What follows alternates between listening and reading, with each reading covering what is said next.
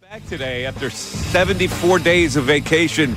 Ray Dunn is back. Hello, Ray. How you doing? I've traveled the world and back, Mike. It's great to be Ray, here. I was never more glad to see you after what I was put through by Brendan Gunn for a couple days. Oh, my God. He tested my limits. If it wasn't one thing, it was the other. But I heard. But I got a couple tweets. But apparently it was entertaining for people. So as long as that happened, that's all good. But glad to have you back. So the Phillies lose the game last night, and I lost $1 million. Now, it happens to be in my life savings. So that's all I had. I had $1 million, and I bet it on the Phillies last night, and they lost. And a lot of people are glad to see that they lost and glad to see I lost $1 million for whatever reason. A lot of people said I mushed them. Let me just say this. They lost the game last night. I lost $1 million. Who cares? Right? I'm coming back tonight and borrowing $1 million and betting on the Phillies. There's no way they lose 2 in a row to that crappy team. But they're going to lose some games, even against a horse crap team like the Chicago White Sox. Like I find it really interesting that when the Phillies lose a game, panic sets in. It's like, the whole season's lost. They lost to the Chicago White Sox. Okay, I expected them to sweep the White Sox, too. They didn't. They're going to win 2 or 3. Christopher Sanchez wasn't as sharp. Who cares? Even a good pitcher will get beat now and then. Now, he said he was sluggish. Travel, heat, etc. All right, well, he's not allowed to be sluggish? Like, I don't know. Maybe he was sluggish because of the elements. Who knows? I mean, you can't be 100% sharp every time out, as Zach Wheeler proved in his last couple starts. Is he a bad pitcher? No. They're still good pitchers. That wasn't their night, and it happens in baseball. So the issue this week is that they'll lose a couple of games or lose a game here and there. The issue is what the Phillies will do at the deadline. It is the only issue right now that would separate the Phillies from being discussed as a legitimate World Series champion. And I'm going to say it again, and I've said it 1,000 times. If Ray's boy, David Robertson, is the only bullpen they acquire, it will be an abject failure of this front office leadership. It's as simple as that. And I don't want to hear any excuses that, well, these teams are still in the playoffs hunt, and it's tough to pry guys loose from a team still in the playoffs. All right, it's tough. It's tough to make any trade. But if you're savvy enough, you make a trade because your team needs to make a trade. Your team needs to add bullpen pieces. I'm not even worried about adding a hitter anymore. I'm worried mostly about adding a late-inning bullpen guy because right now they do not have enough. Now, can we agree on that? Ray, can we agree on that? They do not have enough in the bullpen. I agree. Yes. But is there a but coming? If they only make an addition in the bullpen, I will remain concerned. Really? Yes. Okay, so offensively, they're not good enough in your mind. No. I don't necessarily agree with that because you're looking at these guys, you have no idea how they're going to react in the playoffs. Now, we've seen them react before where they didn't hit. Can't we just see them just as easily hit? Like they're not a bad lineup. They've got a couple of weak spots like every other lineup does. Yeah, I feel good 1 through 3. You're not going to have 1 to 9 perfect. Right, but I would love to feel good maybe 1 through 5, and I probably feel a lot better about one of those 4 or 5 hitters, a healthy Bohm and Castellanos, if I have someone more consistent at 4. Like, well, yeah, if they're not the guy I need to be right behind Bryce or right behind Schwarber, like, yeah, okay, I feel a lot better about them. Well, look at the Phillies. They're a team that's got a pitch to beat you. And they've got a really good head start with that, with their starting rotation. And if they can get 9 outs at the end of a game, they're going to win games, even if they don't hit abundantly. Like, you're not going to be a team maybe that scores 6 runs a game. But if you win 4-2, that's good enough for me. And that's what they're going to have to do, I think, in the playoffs. And to do that, you need 9 outs, the 7th, 8th, and 9th inning. And who's getting them? Well, they need to get a guy. They've got a couple of guys now that can get you some outs. They need another guy that can convince the fans that it's not stress to get those 9 outs. And right now, it's semi-stress. So their biggest need Is there semi-stress in the lineup? Maybe a little bit. There's more stress at the end of a game when you project everybody else's bullpen comes in with firepower, and it's really hard to score runs anyway late in the game. The Phillies have to convince me that it's really going to be hard to score runs against them late in the game. And I understand that. I just think if they go, like, you get to a 7th or an 8th inning, and Turner, Schwarber, Harper go down. Like, it's all right, those guys were the last 3 outs of the last inning, or we end an inning, and it's like, all right, the next 6 outs of this game, the 6 batters that are coming to the plate are Bohm, Cassidy, JT, Kemp, if he's in left field, Kepler, if he's in left field, Stott, and Marsha Rojas. How convinced are you that they're flipping that thing back over to the top of the lineup? Marsh has convinced me a little bit that he's a decent hitter this year. I worry about the Kemp, Rojas. Well, Rojas won't be. JT is fine right now. Yeah, he's having a nice go of it right now. He's been fine right now. So, like, they're 5-6, 4-5-6. It's not bothering me all that much. When you get to the bottom, when you get to the Keplers of the world, and I get it, and Kemp, I can't trust Kemp. But he, Kepler will be in there most of the time, I guess. You just got to bite the bullet with Kepler. Yeah, Marsh and Kepler against right-handers. They had him against. Did they have against a right-hander last night that is a disaster of a right-hander? Kepler stinks. Yeah. All right, I got it. I understand. But you have to have a couple guys in your lineup like Stott and Kepler catch the ball, and maybe 7 other guys can hit, or 6 other guys. I'm not saying we need Manny Ramirez to be traded for. Yeah. But I would just like a bat. I just need something like that. Outfield still gives me angst. I get it. Even while they're hitting right now, that outfield's still not hitting. Right now, I got to focus on them adding another bullpen piece because I am so unnerved by this David Robertson thing. I just can't stand it. And I hate the fact that if they're not going to do anything, and that's the best they can do, I am going to be livid. And so will I. I told you this. If Robertson's all they do, it's a failure. I just like the fact that they went out and got someone without spending anything prospect-wise. Yeah, I don't care about that. Oh, you enjoyed the Seth Johnson show last night? No, I want somebody else other than Robertson, okay?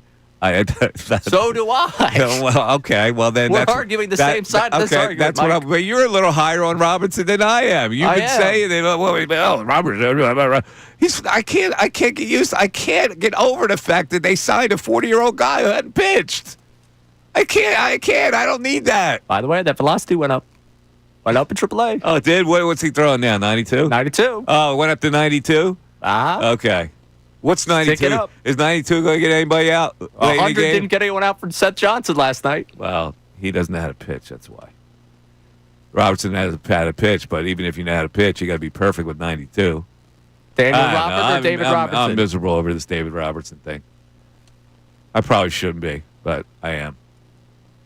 All right. In other stuff, Bryce Harper getting in the face of the commissioner, right? Now, who could have possibly leaked this? Really, I don't understand who could possibly leak it. But you know what? Let's be honest. Doesn't it make Harper look better in the eyes of fans that he stood up and gave the finger to authority? Don't we all want to do that? Hell yeah. Don't we all want to tell our boss, get the F out of here? Seriously. Like, it's almost planned that they leaked it.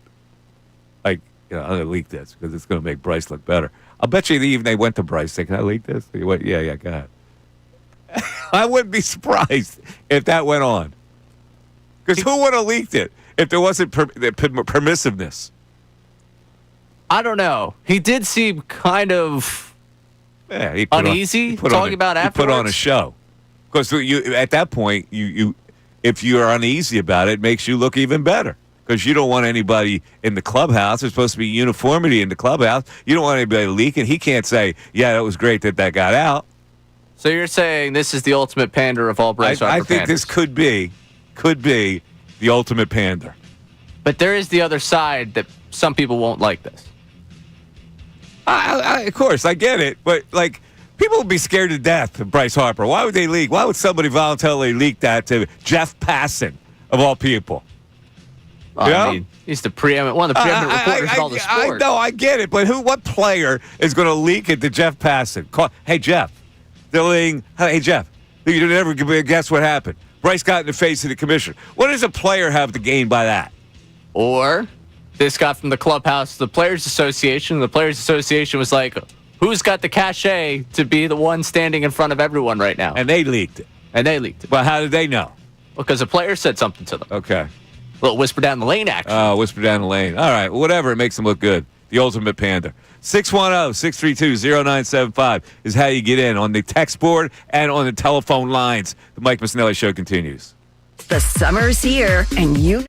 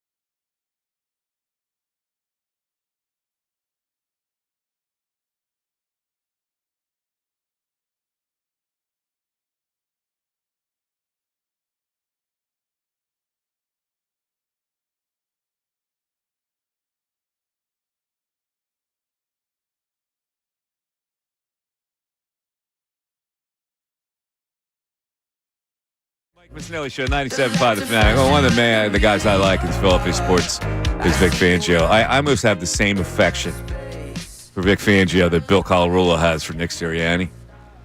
Although I keep so much good. I keep it low.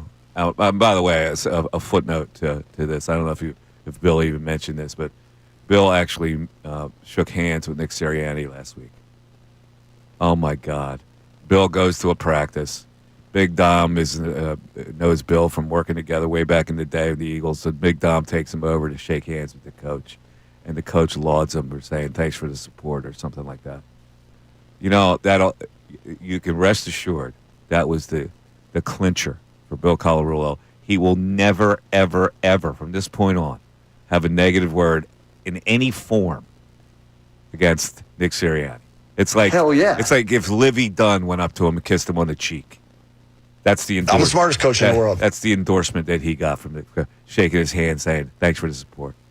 He was so giddy. What did he say exactly, Ray? He was so giddy to talk about it. He really was. It was. What was the exact? Thanks for the support. Thanks for making me look good. Thanks for making me look good. Was the Thanks back for and forth? making me look good. Yeah. And those two guys. And Bill Shorts had a bulge in the front when he said that. Apparently, he has business to take care of with me. Bill, I'm trying to enjoy my vacation, and then Thursday night, after he had been on the air for 4 hours, decided to, I'm done with Ray. Ray made fun of me. Yeah. Now, apparently, we have to hash things out today. Oh, we're going to hash things out? I guess. I don't know what that means. Is this serious? Is this a serious matter? He's done with Ray. He said, he tweeted out he's done with Ray. Okay. That was a play on words. Yeah. Real good stuff, man. I've had the same last name for how many years? Yeah. I've heard them all. But let me get to Vic Fangio because I just love his approach. Like he's not he doesn't even care what he says, and he speaks truth because he's too old school to BS anybody. Like he doesn't know the BS game. Now that rubs a lot of players the wrong way, but it certainly is not going to rub young players the wrong way because he's got the hammer over them. Like they've got to click in to what he wants to do, or they're out, and he makes no bones about it. So let me start this show with Adoree Jackson. This is really interesting because Adoree Jackson apparently is looking pretty good. Maybe he's inched ahead of Keely Ringo, but from what we heard today, Keely was running first team and not Adoree Jackson. So let's first of all, he really didn't endorse Adoree Jackson coming here. That was a Howie situation. Let's try to run Vic Fangio 3. I didn't watch a whole lot of tape on him. Howie kind of wanted to sign him, and when Howie wants to sign somebody, it doesn't matter what I say. So we just took him in, and I didn't really watch a lot of his tape last year, but I've seen him play over the years. Saw him when he was coming out of college. So is that like a shot at Howie acquiring that linebacker from Tampa Bay? Is that like Devin White, Bryce Huff? Devin White and Bryce Huff. He didn't endorse either. Howie wants to sign a guy, he signs him. Fangio's like, don't bring me any veterans. I'm just going to mold all these young guys. Stop with this veteran crap. Yeah, so he goes on to talk about Adoree Jackson. And so let's go with Vic Fangio, too. Yeah, the first few days out here, he was kind of like he didn't know he was out there. The ball wasn't going his way at all. And then yesterday he had a couple balls thrown his way, and he did very well. He had a very good day yesterday.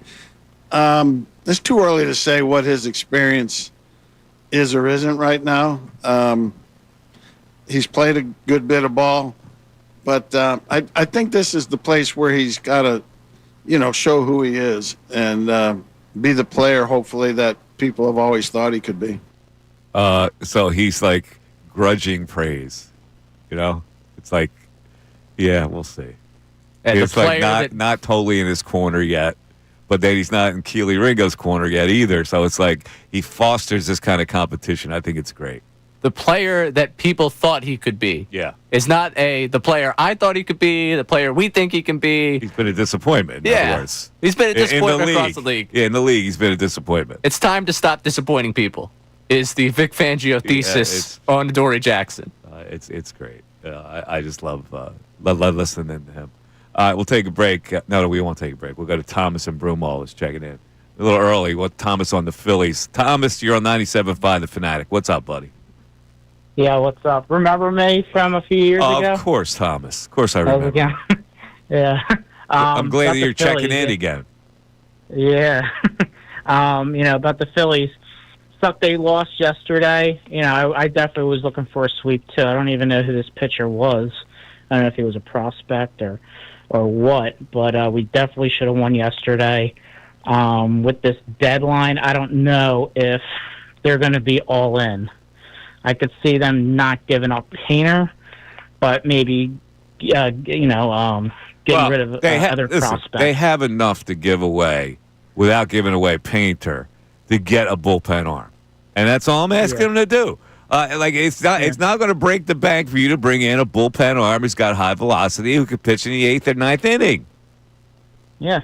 I mean, with them getting David Robertson, and they didn't have to give up anything. But do you think that that's the start of it? Like, if they're not willing to go and get somebody and give somebody up and just get Robertson, you think they're going to be that way? If they do the that, rest of it? if they do that, you will hear anger on these The radio failure. airwaves. Yes. Because look at the Mets. I'm sure the Mets are going to make moves. Yeah, they probably will. And we have to. But see, and the Mets way- have some high leverage guys that they're not as worried about. The Phillies have to be worried more than the Mets are about the late innings. I mean, I'm worried about the late innings. I don't trust. Kirking has been consistent. Strom, I don't know from day to day. I mean, he seems to get people out. I don't know how, but he gets them out. What are you going to expect? What do you expect Nola to do when he comes I back? think Nola's going to be fine. I said it yesterday. I think the rest is going to do him good. I think he's going to be fine. I'm asking him to be the fourth starter on this staff, so I don't have a problem with that at all. Yeah, I appreciate it. Thanks. All right, Thomas, you got it, buddy. Yeah, a lot of people are down. Well, what's Nola going to do? I think he's going to be great. I think this rest is going to be great for him. I think he's not going to be worn down. He's going to be resurgent. And I look forward to Luzardo going to the pen, I guess. 610-632-0975 is how you get in. We'll get to our text board after this. Now on 97.5 The Fanatic Sports Update.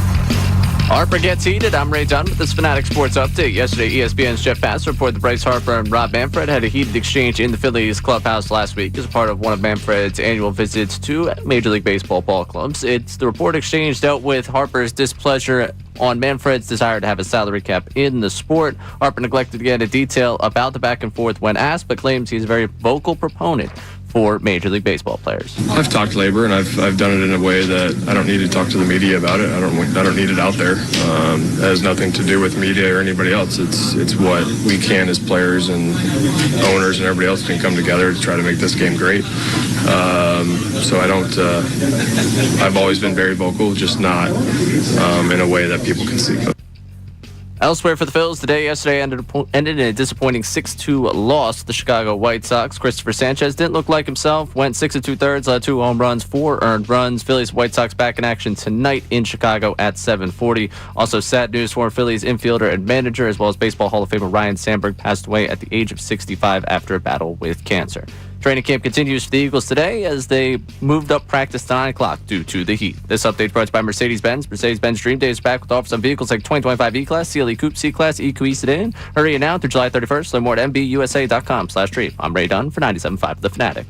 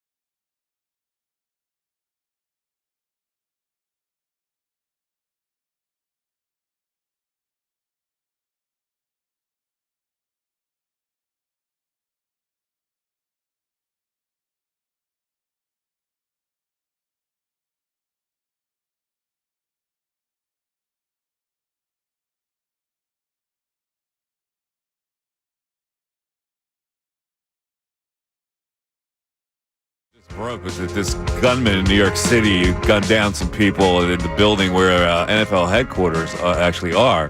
Had a note saying that he was trying to get into NFL headquarters because he's got CTE, and somehow he's blaming the NFL for him getting CTE. He never played professionally. He played, I think, high school football, and he claims he had CTE.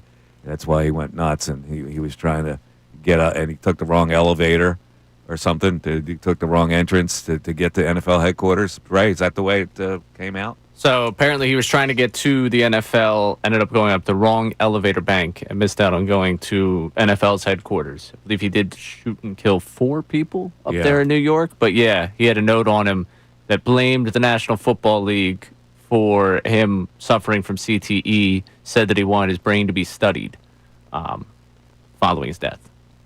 So he was holding it against the NFL that he, I guess, got CTE from high school football. I don't know if it's worth the time to have his brain studied, to be honest with you, but that's a crazy story that he was trying to get to NFL headquarters. All right, it's the Mike Missanelli Show, 610-622-0975. Let's go to the text board. What are people saying at the text?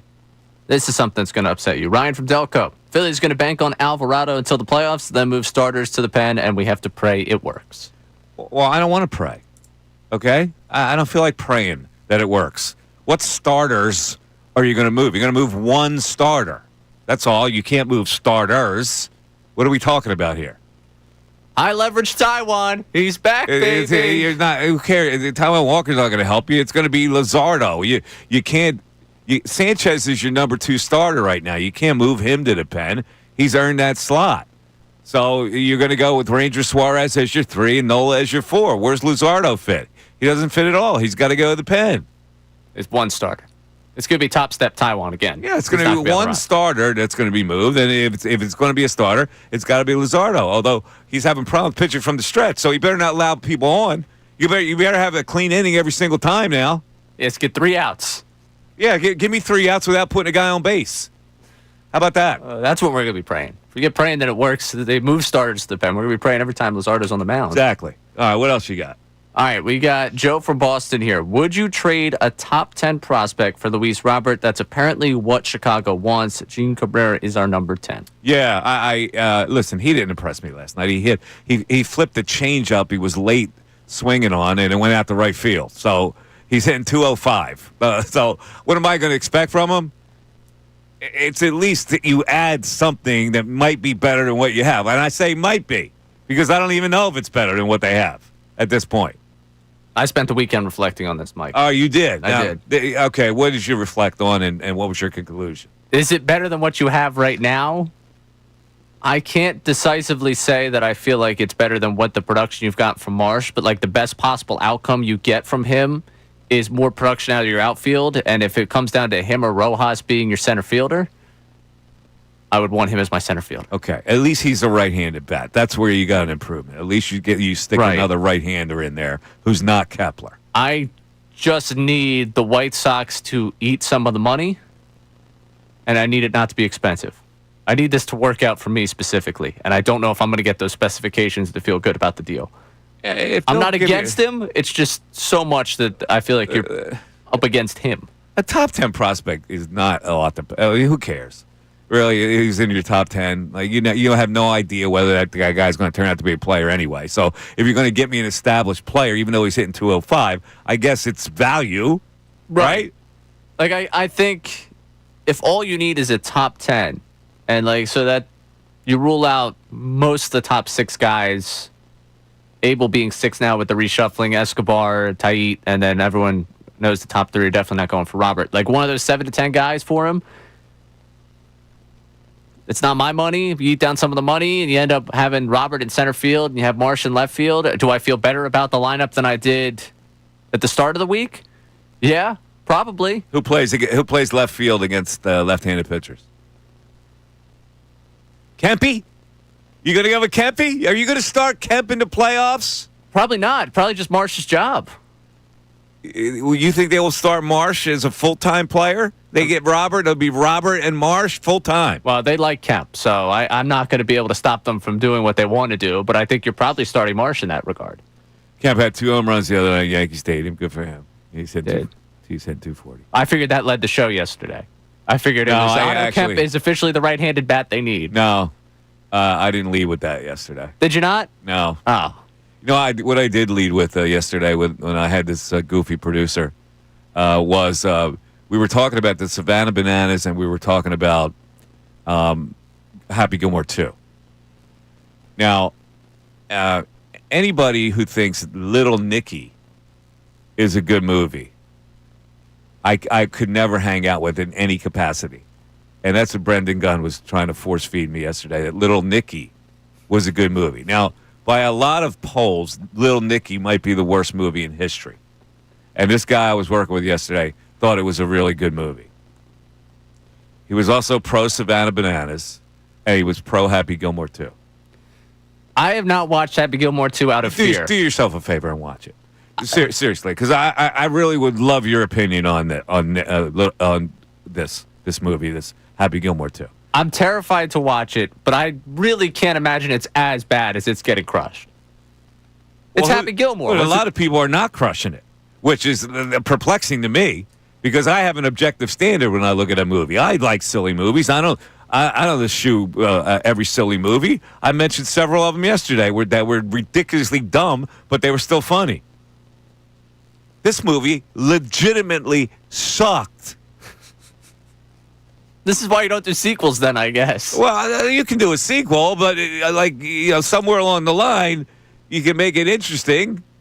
So this just wasn't interesting. How do you make a movie where the protagonist in the first one becomes like a small part of the second one and it becomes an ally? Like, where does that make sense? All right, I'll have to watch it. I'm just scared. I don't want them to ruin what I enjoy. Wait, why? Like you can watch a sequel and say, yeah, that's terrible, or you can watch a sequel and say, you know what, it's not that bad. And if you say it's not that bad, then that's fine, because a lot of people are saying it's not that bad. Now, I like to think I have an objective evaluation process when it comes to movies. Do you think a lot of people are just saying it's not that bad to defend what they love with Happy Gilmore? To defend Adam Sandler?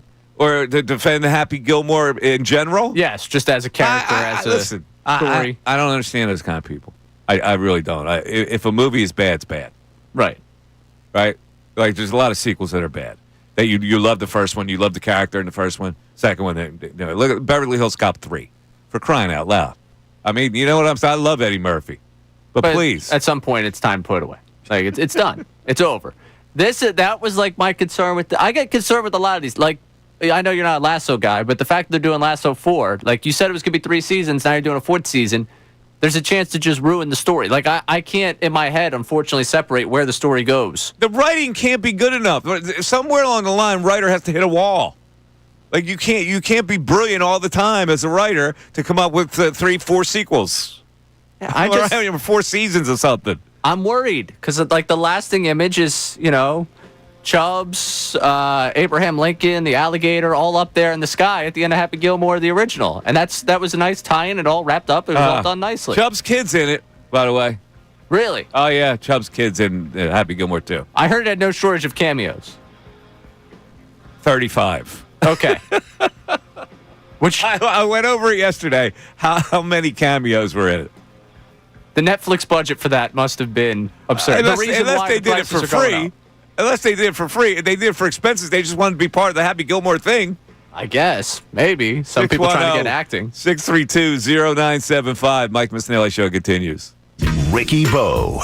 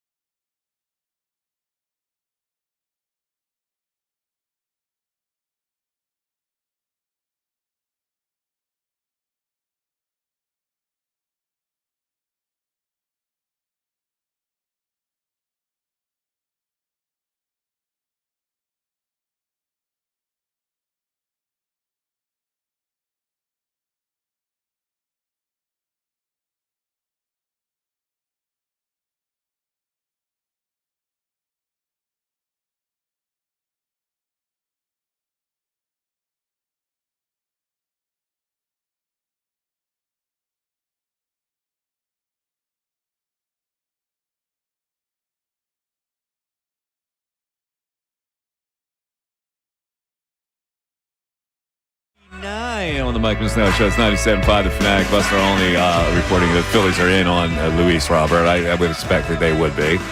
So are the Mets, apparently. So whoever gives the better prospects gets Luis Robert Jr., I assume. Now, this could be one of those Moneyball situations. Remember they made the trade where the two teams were playing each other, right? Got to switch clubhouses? Yeah, I don't want him pitching against my team tonight. Send him over. If there's ever a time to do it, it's before they end up facing Taiwan this series, because that'll probably drive the price up. Save the airline fare? Yeah. Well, you're going to have to probably send someone out. So will you have the awkward moment in Moneyball where you see Luis Robert comes to the clubhouse and that guy's got to watch? Oh, crap, who was the guy that the A's sent out? Who was it? Mike Magnate. Hey, Mags. I need you to stop getting dressed. I know. It's amazing. Poor guy was putting on his knee brace the whole bit. Your memory of that movie is incredible. Yeah. Hey, Mags. I can't have 26 guys in the clubhouse. Oh, I get you. Yeah. Hola, senor. Yes. Take him this way. That was awesome. So who would you send out? Well, it's easy right now. If you acquire Luis Robert Jr., who are you going to send out? Dubs. Yeah, Dubs is... Dubs goes. The difficult decision comes when Bohm gets back. Yeah, then who do you send out? Do you like Robert's glove enough and his ability to run enough to say, okay, we don't really need Rojas here? Or do you say, Kemp, maybe we don't need you here? They love themselves some Kemp now. They do. They love him. So Kemp will stay. Rojas probably go. I don't think Rojas would end up in a deal back to the White Sox, but... I mean, if you see them as redundant... If they ask for Rojas and a prospect, would you do it? Yeah. If you see them as redundant, for sure. What's Rojas's value, you think? Think he's got any value at all? As a fourth outfielder for someone? As a guy who can run, play good defense for you? Yeah. Probably. I mean, you got to have a strong hitting outfield to really solidify what his value is. So his whole role for the rest of his life will be as a defensive replacement? So somewhere along the line, he would have to hit. Well, if you have two strong hitting corner outfielders, his value would go up. Like, he needs to be in the right place. He's not in the right place right now because Kepler stinks. Like, if you had two guys that were 25-plus home run guys, left field, right field, you probably wouldn't mind having a 9-hitter that is suboptimal at the plate, that plays good defense. They do not have that. So it's not even a question of whether or not this outfield's good enough, whether or not he fits into it. He doesn't. You don't have a good enough outfield to justify just having a defensive guy in center field. All right. Let's go to the text board and see what they're saying about the Phils and other things. I'm sure we're going to get some more of these Happy Gilmore texts. Yeah, we did get a Happy Gilmore text right away. Yeah, I'm sure. Happy Gilmore 2 is not that bad. It is not good. Stupid funny. The original was Happy Gilmore. Nothing original in the sequel. I say it's not that bad compared to Adam Sandler stinkers like Little Nicky and Jack and Jill. Wait a minute. What does not that bad mean? It was horrendous. It was flat out horrendous. And you're talking about somebody who likes Adam Sandler movies. Like, what was not that bad about it? It didn't even make any sense. The whole thing didn't make any sense. The woman who was in the first one doesn't even look like the woman who's in the second one. And I swear to God, I think they used a different actress and pawned her off as the actress who was in the first one. It's like a completely different face. You talking about Julie Bowen? Yes. She was in both. She was in both? Wait till you see her in this one. If you think that Julie Bowen looks like the Julie Bowen from the first one, it looks like a completely different actress. I mean, what, 30 years? I'm telling you, it's not age. It's different face. So you're saying they didn't I looked at it and I go, that can't be the same girl who was in the first one. So you're saying they lied about using Julie Bowen? I don't know what they did. I guess they didn't. I don't know. They were trying. I'm telling you, when you watch the movie, the first thing you're going to notice is, well, that's not the same girl. It's not the same lady. I don't know what to say, man. If you think it was not that bad, I don't know where you're coming from. Yeah, I haven't seen it. I'm terrified because the review. I saw you tweet that it was the worst thing you've ever watched. I've seen a lot of people say it's just downright awful. I I don't want it to be There's ruined. a lot of people saying it's not that bad. Some people saying it was pretty good. And I'm going, let's have a conversation. How was that good? Like it was a complete waste. I don't know how long it was. It had to be 2 hours plus. At least 2 hours. I heard they had 20 minutes of it cut. They did? Yeah. It was long. It went on forever, first of all. And, those golfers are like, you can't make a movie and just throw a bunch of cameos in there, and that's going to make up for the fact that the script blows. It was, come on, seriously. Hour and 43. An hour and 43. It felt like 2.5 hours. Honest to God. I'm watching and I'm going, oh, my God. Does this thing have it's going around and around and around, and it's keep going on. And here comes Shooter all of a sudden. Hey, a Shooter comes into the picture. I go, okay, well, this is going to turn into some kind of a grudge match where two guys go at each other, and it's going to sell out. It's a match. Like, they put it on TNT and they put under the lights, and it's he didn't have a role in it. He's in a McDonald's commercial to promote the movie. He doesn't even have a role in two. See, the first two things that pop up, though, when I look up Happy Gilmore 2, are two YouTubers reviewing it, and it's a guy going on for an hour and 30 minutes where the title is, I hate this lazy crap, angry movie review, this thing sucks. And the next one is movie review, and the thumbnail for it says, this sucks. So I don't think it's really getting praised. Yesterday, it was getting praised. I'm telling you, the text board was praising it. They were calling me, of course, oh, man, yelling at a cloud. Get off my lawn, guy. You got to get younger, Mike. You're too old, Mike. What are you talking about? I have an objective standard for movies. I like stupid movies. But if they're really stupid, I'm going to call them out. Back to the baseball. I'm just saying. Like, that was yesterday. So you got to see it. You got to give me your review on it. Ken from Robbinsville here. I think it's a no-brainer for Luis Robert if the prospect is 8 through 10. We know the ceiling of Marsh. I'm not sure Rojas has one. Robert's ceiling can be 25-plus home runs. Yeah, I mean, listen, I don't know what's happened to him. Is he bored playing with the White Sox? It's possible. You play with a bad team, you come to the park, you don't have the same mindset. I mean, you're trying to get hits and such, but when you know you're going to lose a game like more than you're going to win, your enthusiasm for the game wanes. So I'll give him that. Austin, Nashville here. Assuming Aaron Nola comes back, Topper is not just going to leave Nola on the bench in the playoffs. A fourth starter isn't needed in that first series. So either Nola or Suarez is going to be out of the bullpen. So that's another arm taking a bullpen spot, whether we agree or not. Something to think about. Yeah, Suarez is not going to go to the bullpen. If anybody goes to the bullpen, it's Luzardo. It's not going to be Suarez. Suarez could be a dominant starter. Luzardo hasn't proven that he can be a dominant starter every time out. Suarez has. So, and his velocity is down. He doesn't project to be a good bullpen piece late in the game. All right, do you agree with that? So the one thing that he mentions there is that first series, though, because if they play the divisional series, obviously the wild card series, you only need 3 because there's only 3 games. And the way the divisional series breaks out this year, I think scheduling-wise, they would only need 3 as well. Is there a world where Nola pitches himself into that third spot? And Suarez does end up in the bullpen for the first 2 series? I don't think so.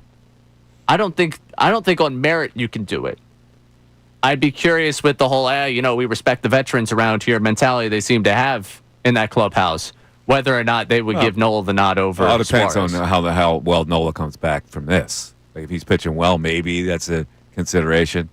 If not, no. He'd have to be downright, lights out. Yeah. For me to consider I after agree. this season. To put him or ahead of Suarez would have to fall Suarez? apart. Yeah, and Suarez might fall apart. There's So always this is that. all fluid situation. All right, so we got a guy on hold that wants to give us a Gilmore 2 review. But I also want to bring this up because I want to know if people have gotten... I got a notice in the mail. I should have brought it in. I got a notice in the mail from some agency in Belgium. The letter came, and it came from France.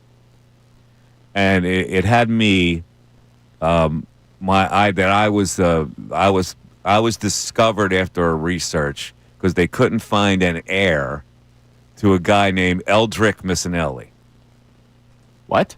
Yes, since I have the same name, they thought maybe he died without an heir, and so they found my name and wondering whether I could be a relative, and whether I'm interested in pursuing this. Has anybody gotten a letter like this that's a fraud? Because I am, guess what I can inherit? The million you lost on betting the Phillies last night? 99 million euros. And the agency says that if I'm willing to explore it with them, that they would take 10% and the rest would go to me. Now, has anybody gotten a fraudulent letter like that? The first tip that it was a fraud was that it didn't come by certified mail. It was just a letter. Right.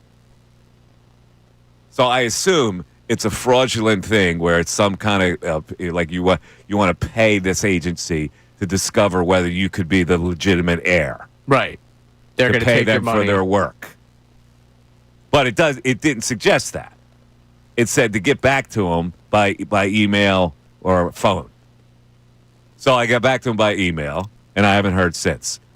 So now I'm thinking that this is a letter that is commonplace that goes out to certain people. So if there's anybody out there who's gotten this kind of a letter, please let me know, because they don't know it's a fraud. If not, I stand to inherit 99 million euros, in which case I will not be at work tomorrow if it's legit. Hey, Mikey! You know how much you missed me the last 4 days? 99 million. You really need all 99 million? Yeah, I would spread it around. I'd give everybody $10. All right. I won't be at work tomorrow either. I'd give everybody here $10 from the 99 million euro. 610-632-0975. Coming up, we got a Happy Gilmore 2 review from Nick. Stay tuned. We're back after this. Now on 97.5 The Fanatic Sports Update. Harper gets heated. I'm Ray Dunn with this Fanatic Sports Update. Yesterday, ESPN's Jeff Pastor reported that Bryce Harper and Rob Manfred had a heated exchange in the Phillies clubhouse last week as a part of one of Manfred's annual visits to all of the Major League ball clubs. Report exchange dealt with Harper's displeasure on Manfred's desire to have a salary cap. Here's Harper addressing the work he does in those labor conversations. I've talked labor, and I've done it in a way that I don't need to talk to the media about it. I don't need it out there. It has nothing to do with media or anybody else. It's what we can as players and owners and everybody else can come together to try to make this game great. Day ended with a disappointing 6-2 loss to the Chicago White Sox, where Christopher Sanchez didn't look like himself. He went 6 2/3, allowed 2 homers, 4 earned runs. Phillies and White Sox back in action tonight. Chicago at 7:40. Jesus Luzardo getting a start for the Phillies. Also in sad news, former Phillies infielder and manager, as well as Baseball Hall of Famer Ryne Sandberg, passed away at the age of 65 yesterday after a battle with cancer. Training camp continues for the Eagles today. Practice got moved up to 9 a.m. due to the heat. This update is brought to you by ExpressPros.com. Looking for a job in logistics or supply chain industries? Connect with dozens of local businesses at your Express Employment Professionals location at ExpressPros.com. I'm Ray Dunn, your home for the best birds coverage, 97.5 The Fanatic and 97.5thefanatic.com.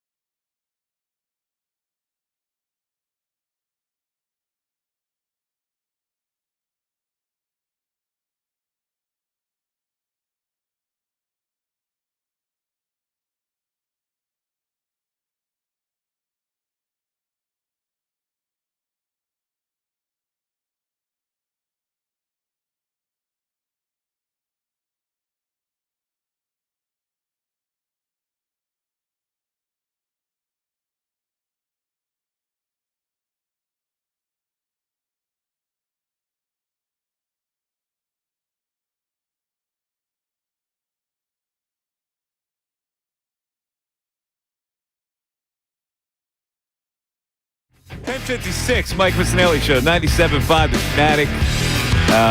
We're back on the Happy Gilmore 2 train. I don't know how this happened, but it did. So you were asking about the cameos. All right, so Steve Buscemi's in it. He plays a crazy neighbor who pees in a mailbox.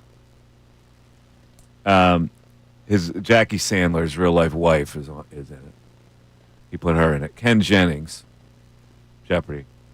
John Daly. He'll do anything for money. I mean, it feels like a logical place to find John Daly. He's Uncle John Daly. Of course. In this movie. Seems like Happy Gilmore and John Daly would get along. Yeah, he lives in Happy's garage. Oh! Yeah. Nice. Kelsey Plum is in it. Well, with Andrew Watt. He's I don't even know who he is, but he's an award-winning record producer. Margaret Qualley, you know her? Cute little Margaret Qualley. She's married to Jack Antonoff of the Bleachers. Oh, yes. She's the daughter of, what's her name? Her mother is an actress. Andy McDowell is her mother. Eric Andre, the comedian, and Martin Hurley. Really? Yeah, Eric Andre's in it. Huh. Martin Hurley, who's that Saturday Night Live writer sketch that they do. You know, the sketch troupe. Sketch group. Yeah. I know what Dan Patrick, for some reason, they have Dan Patrick with a white-haired wig and a white mustache. It's Dan Patrick. Well, why would you need that? We already know it's Dan Patrick. Why would you make Dan Patrick this older guy? Is this set He's in the already future? old. No. Not set in the future. Tim Hurley, who's the father of Martin Hurley, Nelly Corda, and Nancy Lopez in it. He put his daughter in it. Ben Stiller, of course, is in it, reprising his crazy role. Paige Spiranak has a minor role in it. She's a Dick's Sporting Goods employee. John Lovett comes in here.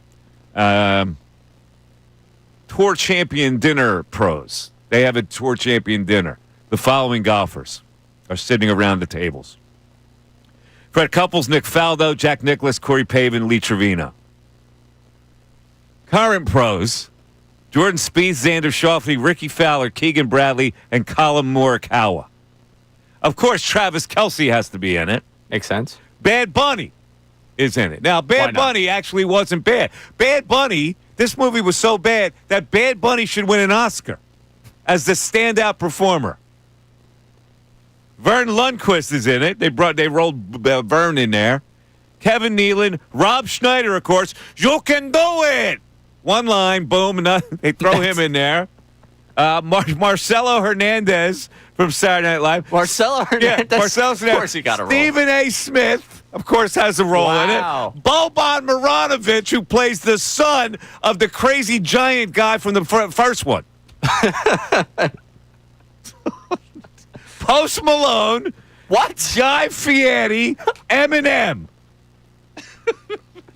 Did he just take his favorite people from show business and was like, let's hang out for a couple weeks? It's ridiculous.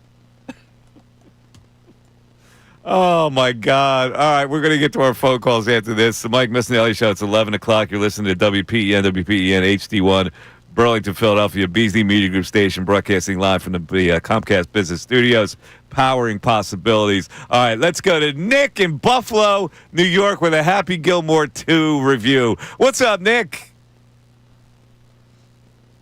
Hello, Nick.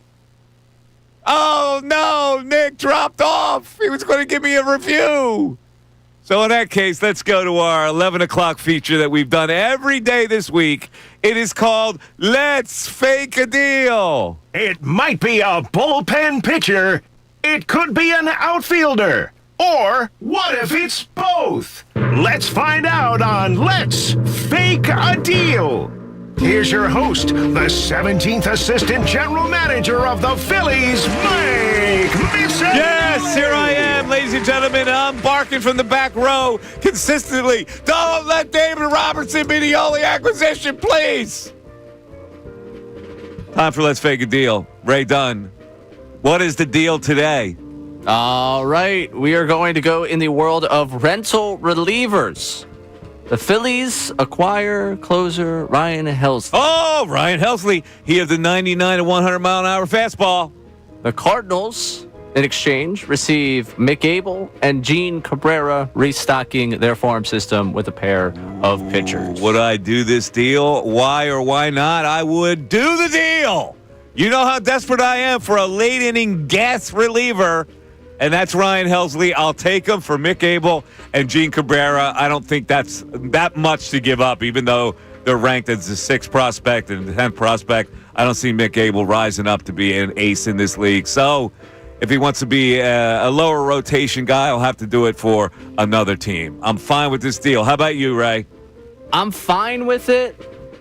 I'm really going to hate the fact that they give up 2 top 10 prospects for another rental reliever. You need to go make a deal for a reliever. Right now, it does seem like that market is becoming way too expensive with the Class A, restricted list placement from yesterday. The fact that a couple of teams right now see themselves as, okay, we've got Durant. We kind of control the market. What are you going to give us?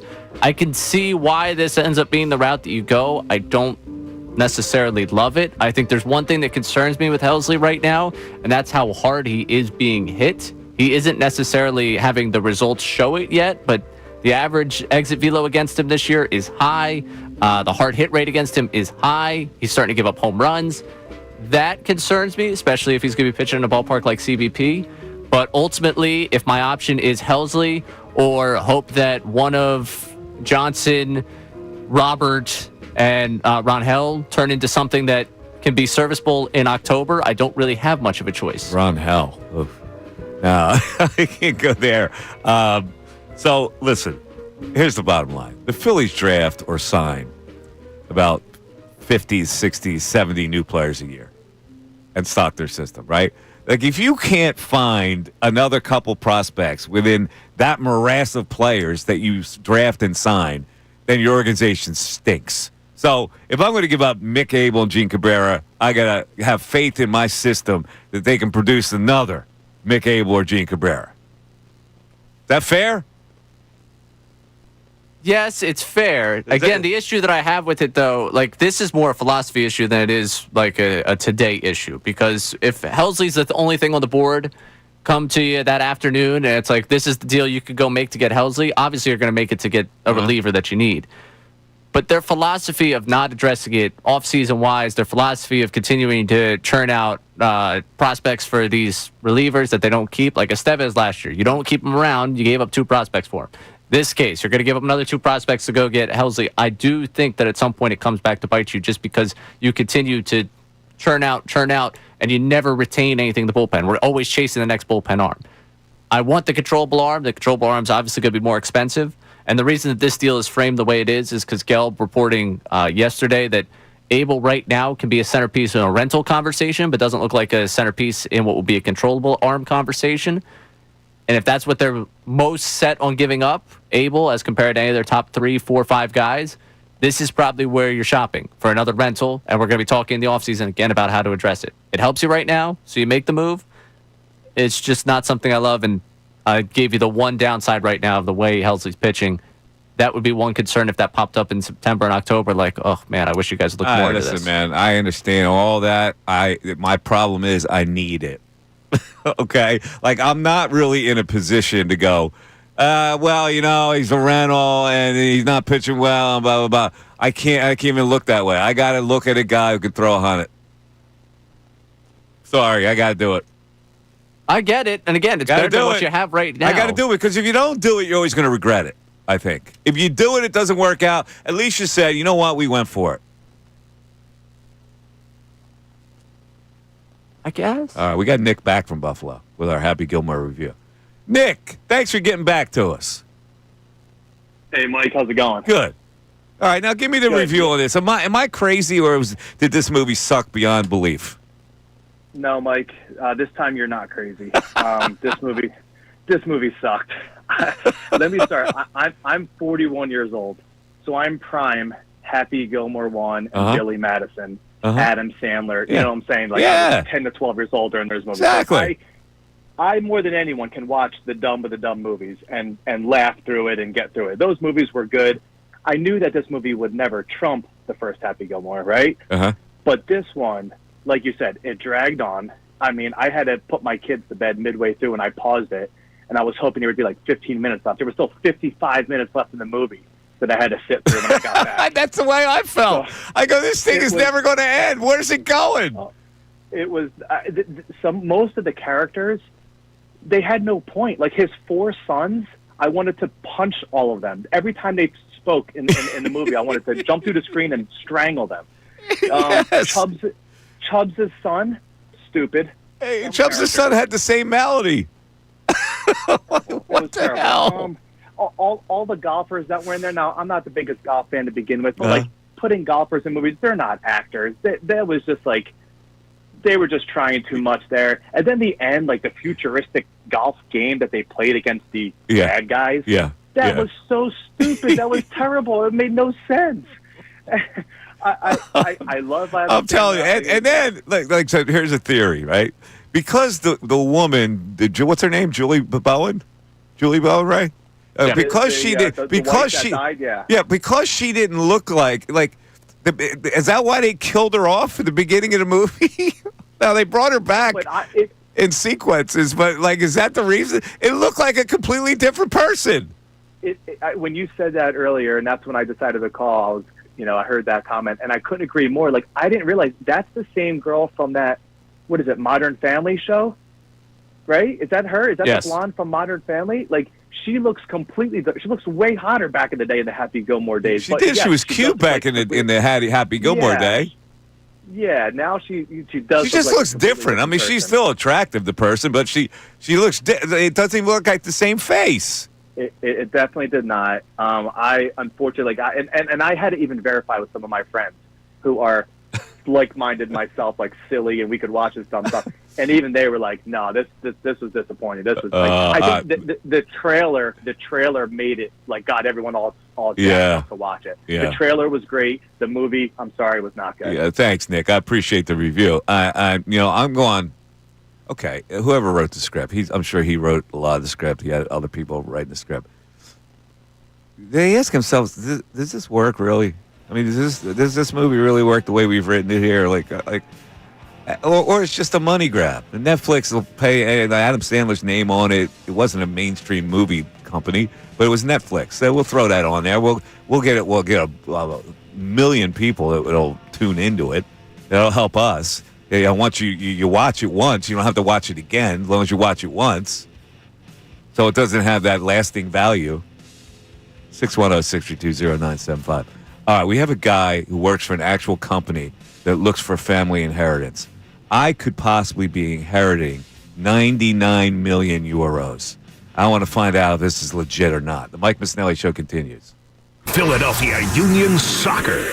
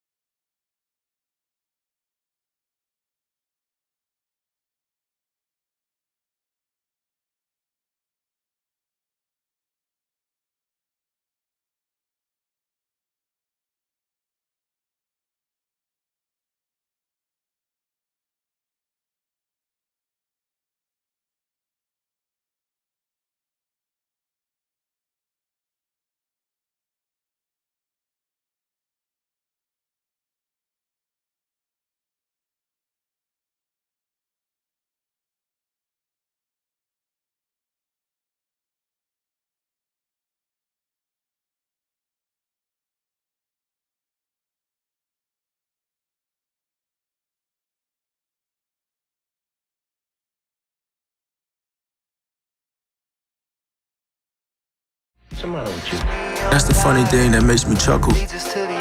So I'm not doing a good enough job. I'm embarrassed. It's a dumbass question. We talking about practice. It's funny to me, too. This man was a bona fide scrub. He can't play. Phil, just listen to Mike. I'm on vacation. Just when I thought I was out. All right, but music and the sound drops. You know I'm late. But here's the thing. I had to go to the bathroom, and I'm hobbling around on a bed wheel right now. So what happened? Baseball game. I twisted it in a wrong manner. So I'm pretty sure I did something to it. So I have to get it checked out this week, I think. Oh, jeez. I turned with a pop fly. It was over my head, and I turned to chase it down in the short outfield, and I twisted my left knee in some form. I heard I played the rest of the game, but I could tell it was hurt. I heard them asking on your walk into the studio, how you feeling? And I was like, what did I miss? Yeah, it's gone 4 days, I've been hobbling around the last couple of days. I haven't told the people the reason why, but it's a baseball game. I tweaked it. So. You going to get looked at? Probably. It's really been tough sleeping, so I know I did something to it. Oh, jeez, Mike. I don't know. It's the left knee. The right knee, not right knee, is the one I had a couple surgeries on already. Oh, listen, you get old and you stay active, it happens. No, but I'm concerned about your health, man. Well, it's my knee, so it's like I'm not going to be missing work. It's just when I get up from a crouch position, I have to limp. Yeah, but your golf game, baseball game, things that you enjoy doing. That's what I'm concerned about. I played great, too. I played golf Saturday, baseball Sunday, both very successful outings. And so now. Yeah, that's what I mean. I'm concerned about what you enjoy doing. Yeah, well, forget being here. I know you'll be here to be here. You know, I won't. I'll just let this heal on its own. I won't get surgery for this. I don't think. Let's get it looked at first. I'm going to get it looked at. I'll definitely get it looked at. All right. Now, I want to see if I can inherit 99. What's the YouTube chat saying they believe it's a scam? Are the text coming in that my 99 million euros is a scam? Yeah, I don't think there's a single person that's chimed in so far that doesn't believe you're being scammed. Really? Yeah.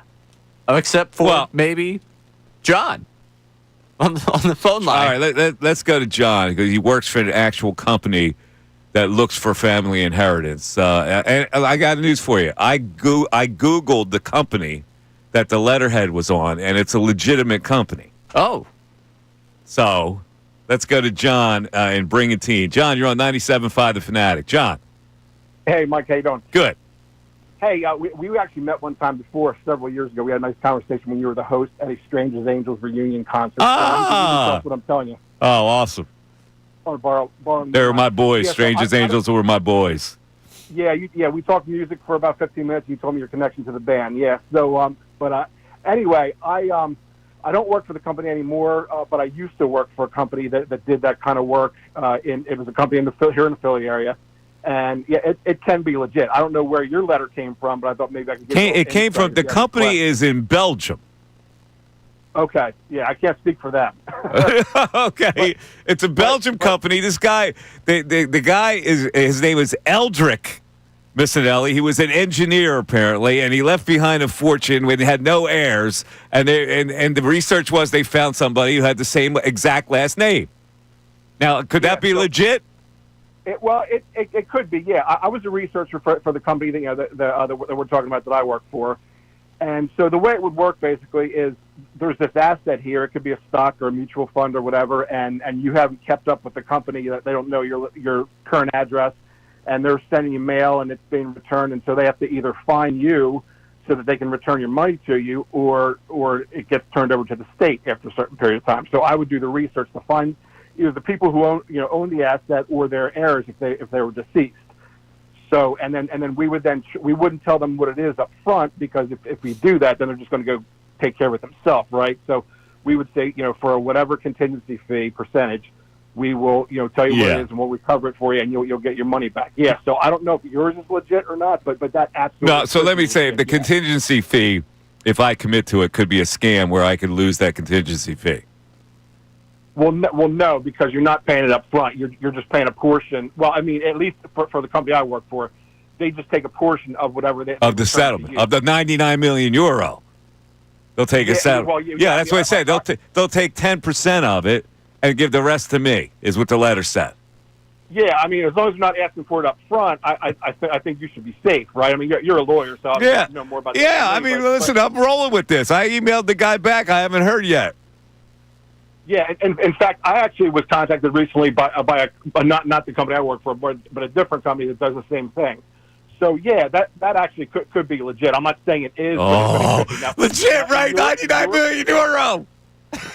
What's 99 million euro worth? I have no idea. It's close to $99 million. That's right. Yeah. It's in the same neighborhood. I appreciate it, John. Thank you, man. Thanks for the info. Man. You're welcome. All right, so there you go. Right, I'm still alive.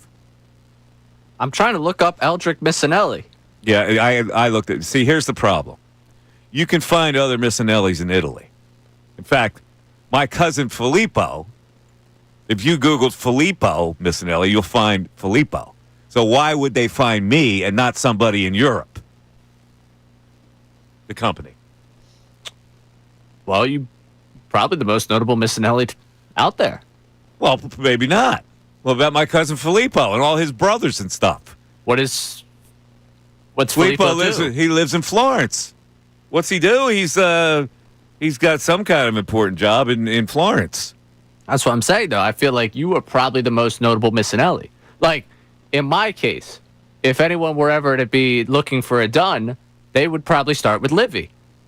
I would unfortunately not be the most notable Dunn out there. You were probably the most notable Missanelli, which is why they start with you. I get Filippo Missanelli's in financial banking. Oh, well, financial banking. Formazione University degli Studi dei Forensi.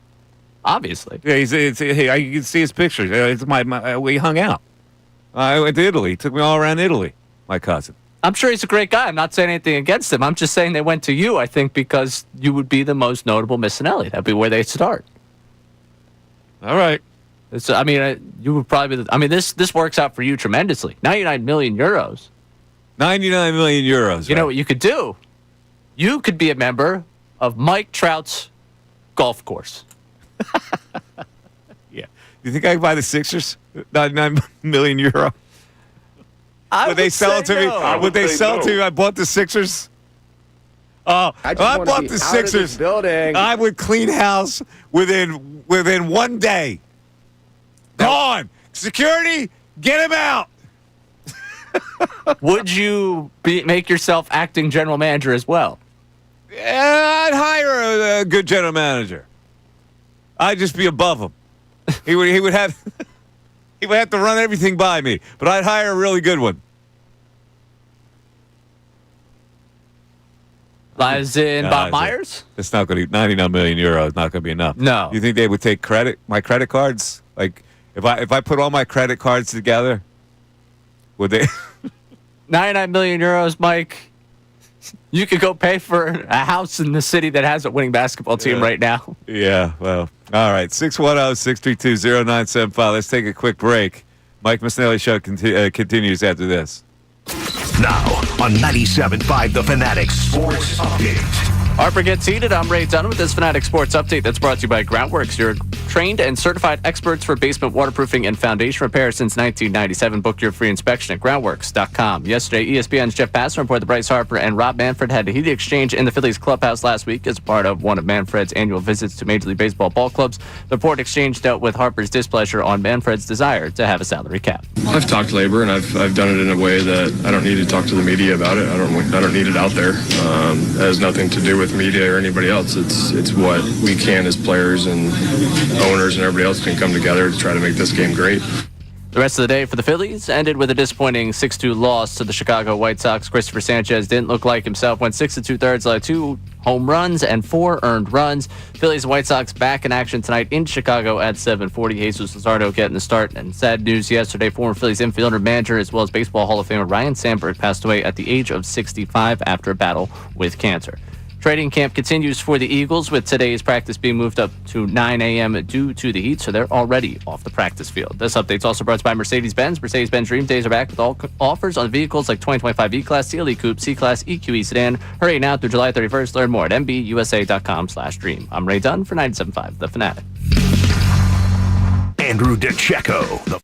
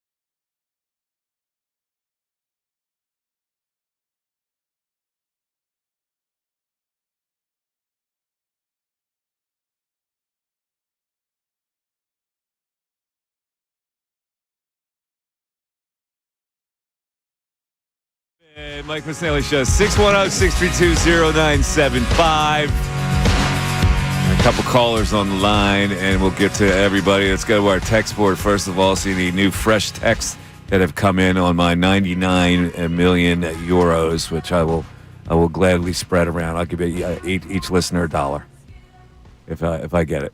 All right, how's that?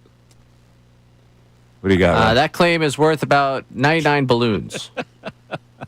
Texter also chiming in, same texter on the Let's Fake a Deal. Mm-hmm. Old man Kenley Jansen is better than Helsley. No, I'd rather. I'll take a chance more with Helsley than Kenley Jansen. Younger. Kenley's old, man. Well, I mean, I think both are rentals this year. So you're not really. Yeah, I don't want an old rental. I'll take a younger rental that maybe I can re-sign. How's maybe the- not going to sign Kenley Jansen. Helsley, What's 30. it, Helsley? He's 30, right? No, older than that, right? Is he? Gotta be older than that. What is he? 31. He's 31? Yeah. All right. While we're talking about old guys on the Cardinals, real quick, as I think the morning show kicked this one around earlier, there is in no world in which I'm reshuffling my team for Nolan Arenado at 35. No, I don't want to have Nolan Arenado. Just throwing that on there because I know we've had the Suarez conversation. Yeah. And what you would do to move around your infield, outfield to make room for Suarez. I'm not doing the same thing for a guy that is a sub 700 OPS. Totally agree. So. Were they in favor of that? The morning guys? They kicked it around. I don't know who had said that they would be interested in it, but no reason to do that. I would not be interested in it. No reason. Not in the slightest. All right, let's go to Chris in Havertown. Chris, you're on 97.5 The Fanatic. What's up, Chris? Yo, what's going on? How are you? What's going on, guys? Chris? How you doing? Nothing much. I'm doing all right. So obviously we're all hearing the outfield troubles, who could be used to, who could we trade for? And I gotta be honest, I don't like the ideas of Steven Kwan and Luis Robert. I don't think they provide the value or are too expensive. One reason or another, I don't like them. One guy that hasn't been talked about, but I think could be an option, although I don't think it will happen given how close we are to the deadline, but I really like him. I really like Kyle Stowers, Marlins outfielder. I think when you break it down, he has so many green flags and not enough red flags. Why? Let me ask you this, though. I think Let me ask you this. Yeah. Why would the Marlins trade him? You know how much money he makes? He doesn't make a lot, but That's what I mean. That's the point. He makes almost the league minimum. He's like a $750,000 guy that he signed an arbitration deal, and the Marlins have him for 2 years before he's eligible for arbitration again. So why would they move that's a guy? true, but he's a guy that is really good, but team that's seller. Yeah, but why would they move? My point is, why would they move him? There's no reason for them to trade Kyle Stowers. They don't gain any advantage in it. Sellers, if you get a prospect pool, I think he's a guy that you can get. He's already a prospect. Why? I'm asking you. Why? Put yourself as the general manager of the Marlins. Why would you trade a guy making $750,000? Who produces for you? Also, are cheap are guys that can be good, and you get more prospect pools. Like if you really want to make them expensive, and you have to give up one of your top 5 prospects, you're still going to get guys that are really good, and you get rid of a player that's going to win you games when you're not in a winning mode. Like I think for the same reasons you give up many of players that are good on selling teams, you can make the argument. Yeah, but guys that are being peddled in trades are guys that they no longer have use for or make some money or a rental. He's none of that. He's a budding piece for the Marlins. Like what? There's no reason for them to trade a guy who doesn't stress them at any level. But I wouldn't say he's a budding piece for them because he's 27 years old, and the Marlins are at least 3 to 4 plus seasons away from competing. You really want? But there's no. But again, there's no reason. There's no reason for them to trade him, Chris. That's what I'm saying. Like that's not a guy that a team would trade. Like he's producing for them. He's making the Marlins viable. So what reason would they have to trade him? He's cheap. He's a $750,000 guy who produces for them. If you don't think he can match this, and you don't think he matches your timeline, I could see the justification in dealing. Yeah, I don't. I don't at all. I think he's one of their decent players that they can still bring in some fans to see because he's producing for them. It's $750,000. It's nearly the minimum. I don't think there's been nearly enough smoke around his name for me to think that he is moving. So it hasn't been one like when we talk about like the Let's Fake a Deal segment. I've gone through so many different ones to try and find, who's the guy that's going to be. We haven't yet covered him because I haven't seen enough smoke around his name to be someone they're going to take a stab at. Plus, he's left-handed, but it shouldn't matter. If they want to trade me Kyle Stowers, I would take him in a second, and I DFA Kepler. But there's no reason for the Marlins to trade him. All right, let's go. We got Jaylen Hurts that's going to be talking to that. Oh, good. Jaylen Hurts is a post-practice speaker. Always good to hear from Jaylen Hurts. The words of wisdom, right? All right, here's Jaylen Hurts. He's just grown and continued to grow over time. He's been a true sponge. Personally, he's been a big help in the room, just having those conversations and being able to get different opinions from his perspective. He has a great eye for the game. Obviously plays the position a little different than myself, but everything is rooted in the same beliefs. And so how you express it is just different between us. And I admire that in him and his help in the room. And he's a hell of a player. Hopefully, continues to grow. How much do you value getting those opinions, whether it's between the series or in the game room, wherever it may be? How much do you appreciate that?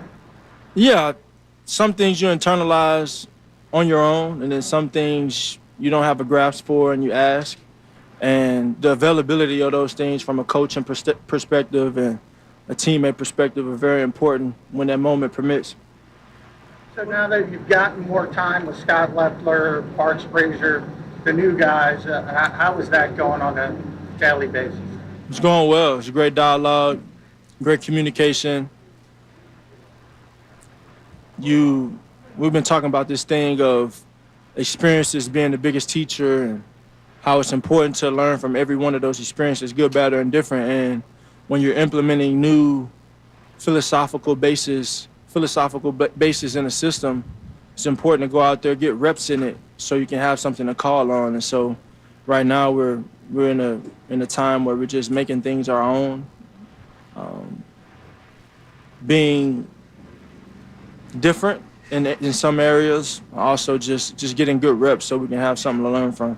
Jaylen, you guys did some red zone work today. How do you think the offense did in the drills, and just overall, how do you think the offense was today? Yeah, overall, I think, fatigue makes cowards of us all, and, these last 2 days have been very challenging from a heat standpoint, and so everybody collectively as a group just continue to push through those things, control what you can. I think this is a good test and a measure of where we are right now and where we desire to go. So, ran the ball well, defense played very well, connected on some in the past game and got a finish on some.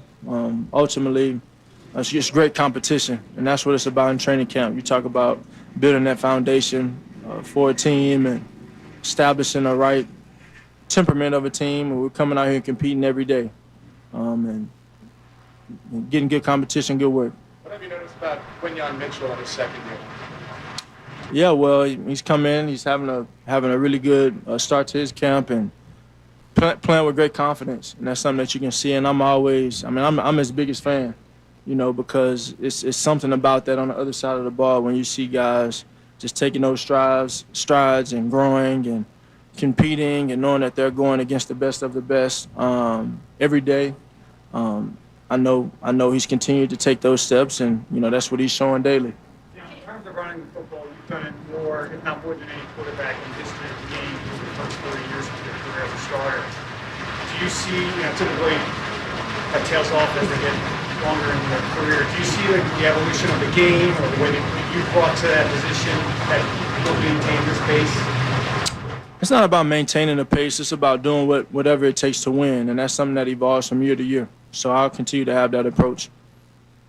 Confidence with Quinyon, a couple second-year receivers, Denias and Johnny Wilson, getting some more first-team reps due to circumstance. What have you seen from those guys when it comes to growing? Yeah, those guys have grown, eager to take advantage of those opportunities, and they've shown up and made some plays, and then they have some that they want back. Ultimately, it's all about learning from it, So one thing I never question is their desire, and so I'm got a lot of confidence in those guys and the direction they're going in.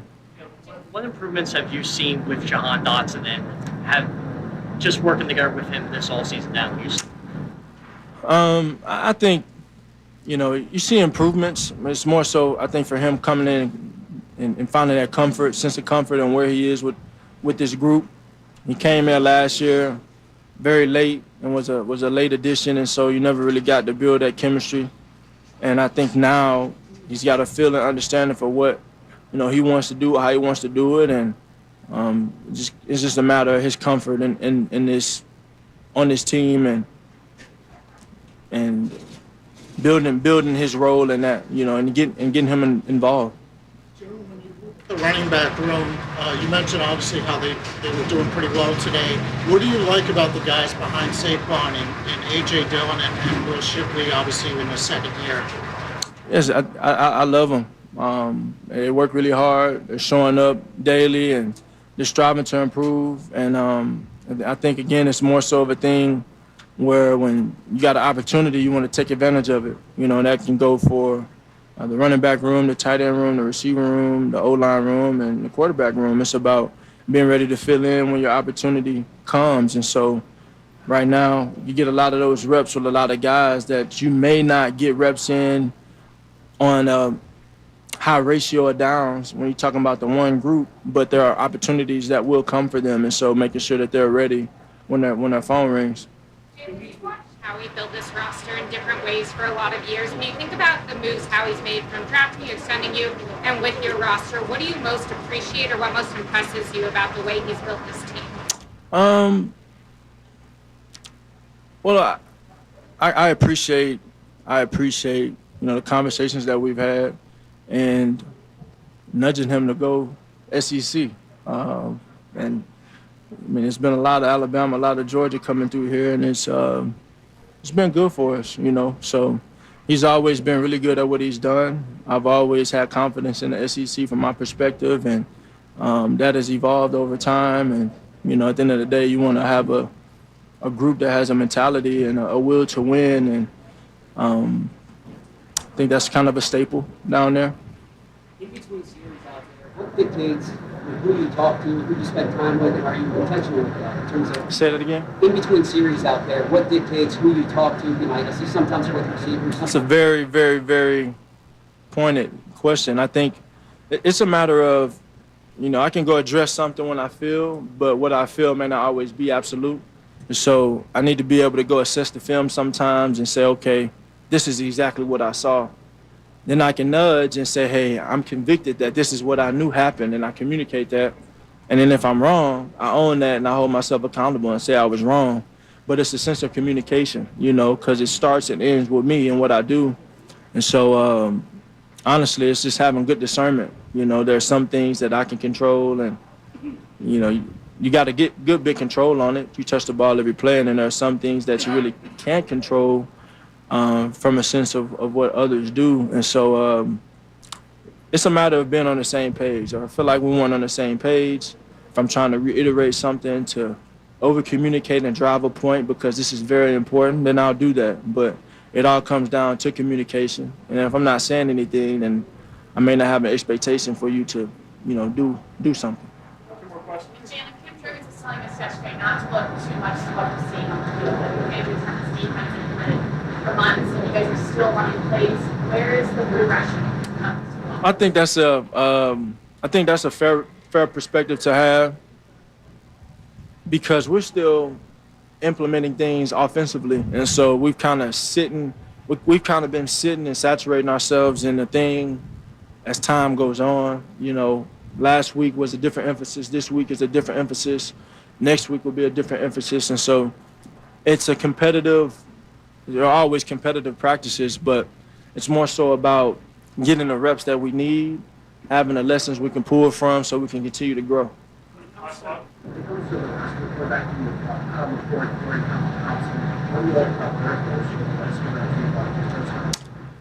Well, I think to that point, I go a little broader in perspective of, just the mentality you want to have in the quarterback room, because I think it comes down to your focus.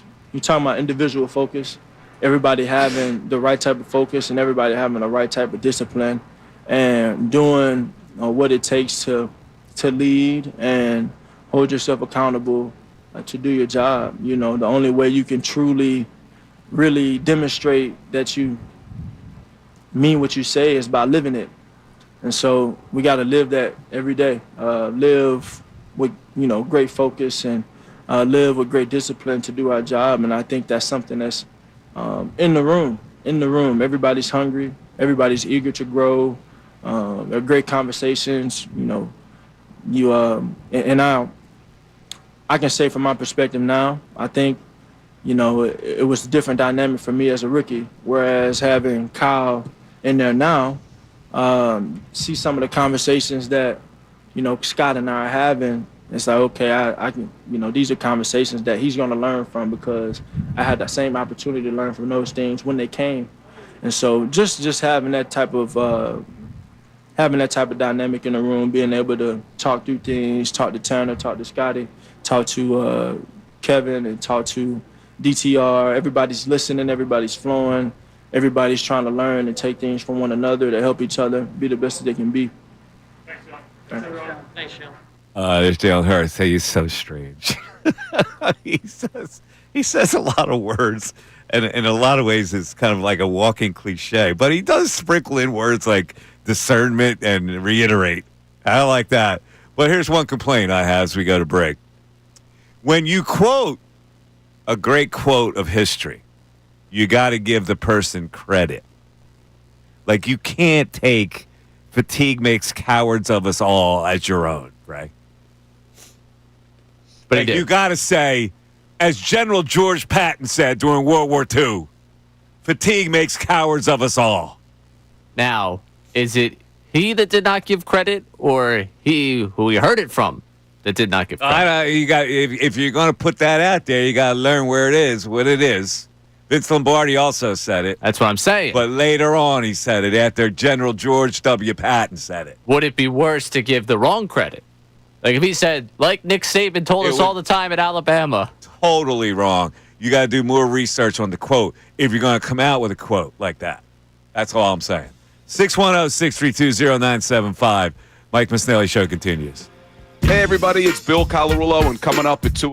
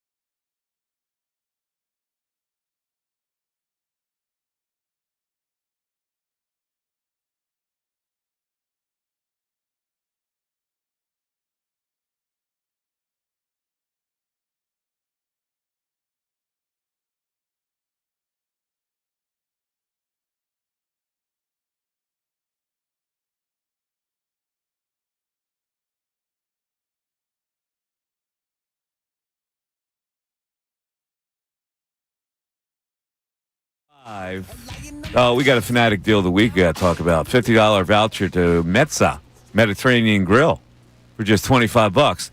Flavor packed Mediterranean bowls. They're always good, those bowls. Wraps and salads made with the freshest locally sourced ingredients. Their locations are in King of Prussia, Conshohocken, Mount Laurel, and Hamilton in New Jersey. Get this exclusive offer while supplies last at 975thefanatic.com. Check it out. It's 975thefanatic.com/deals. That's how you get it. All right, let's go to the phones. We got a couple callers been hanging for a while, including one of our favorites. Ish in Levittown. Check it in. Ish!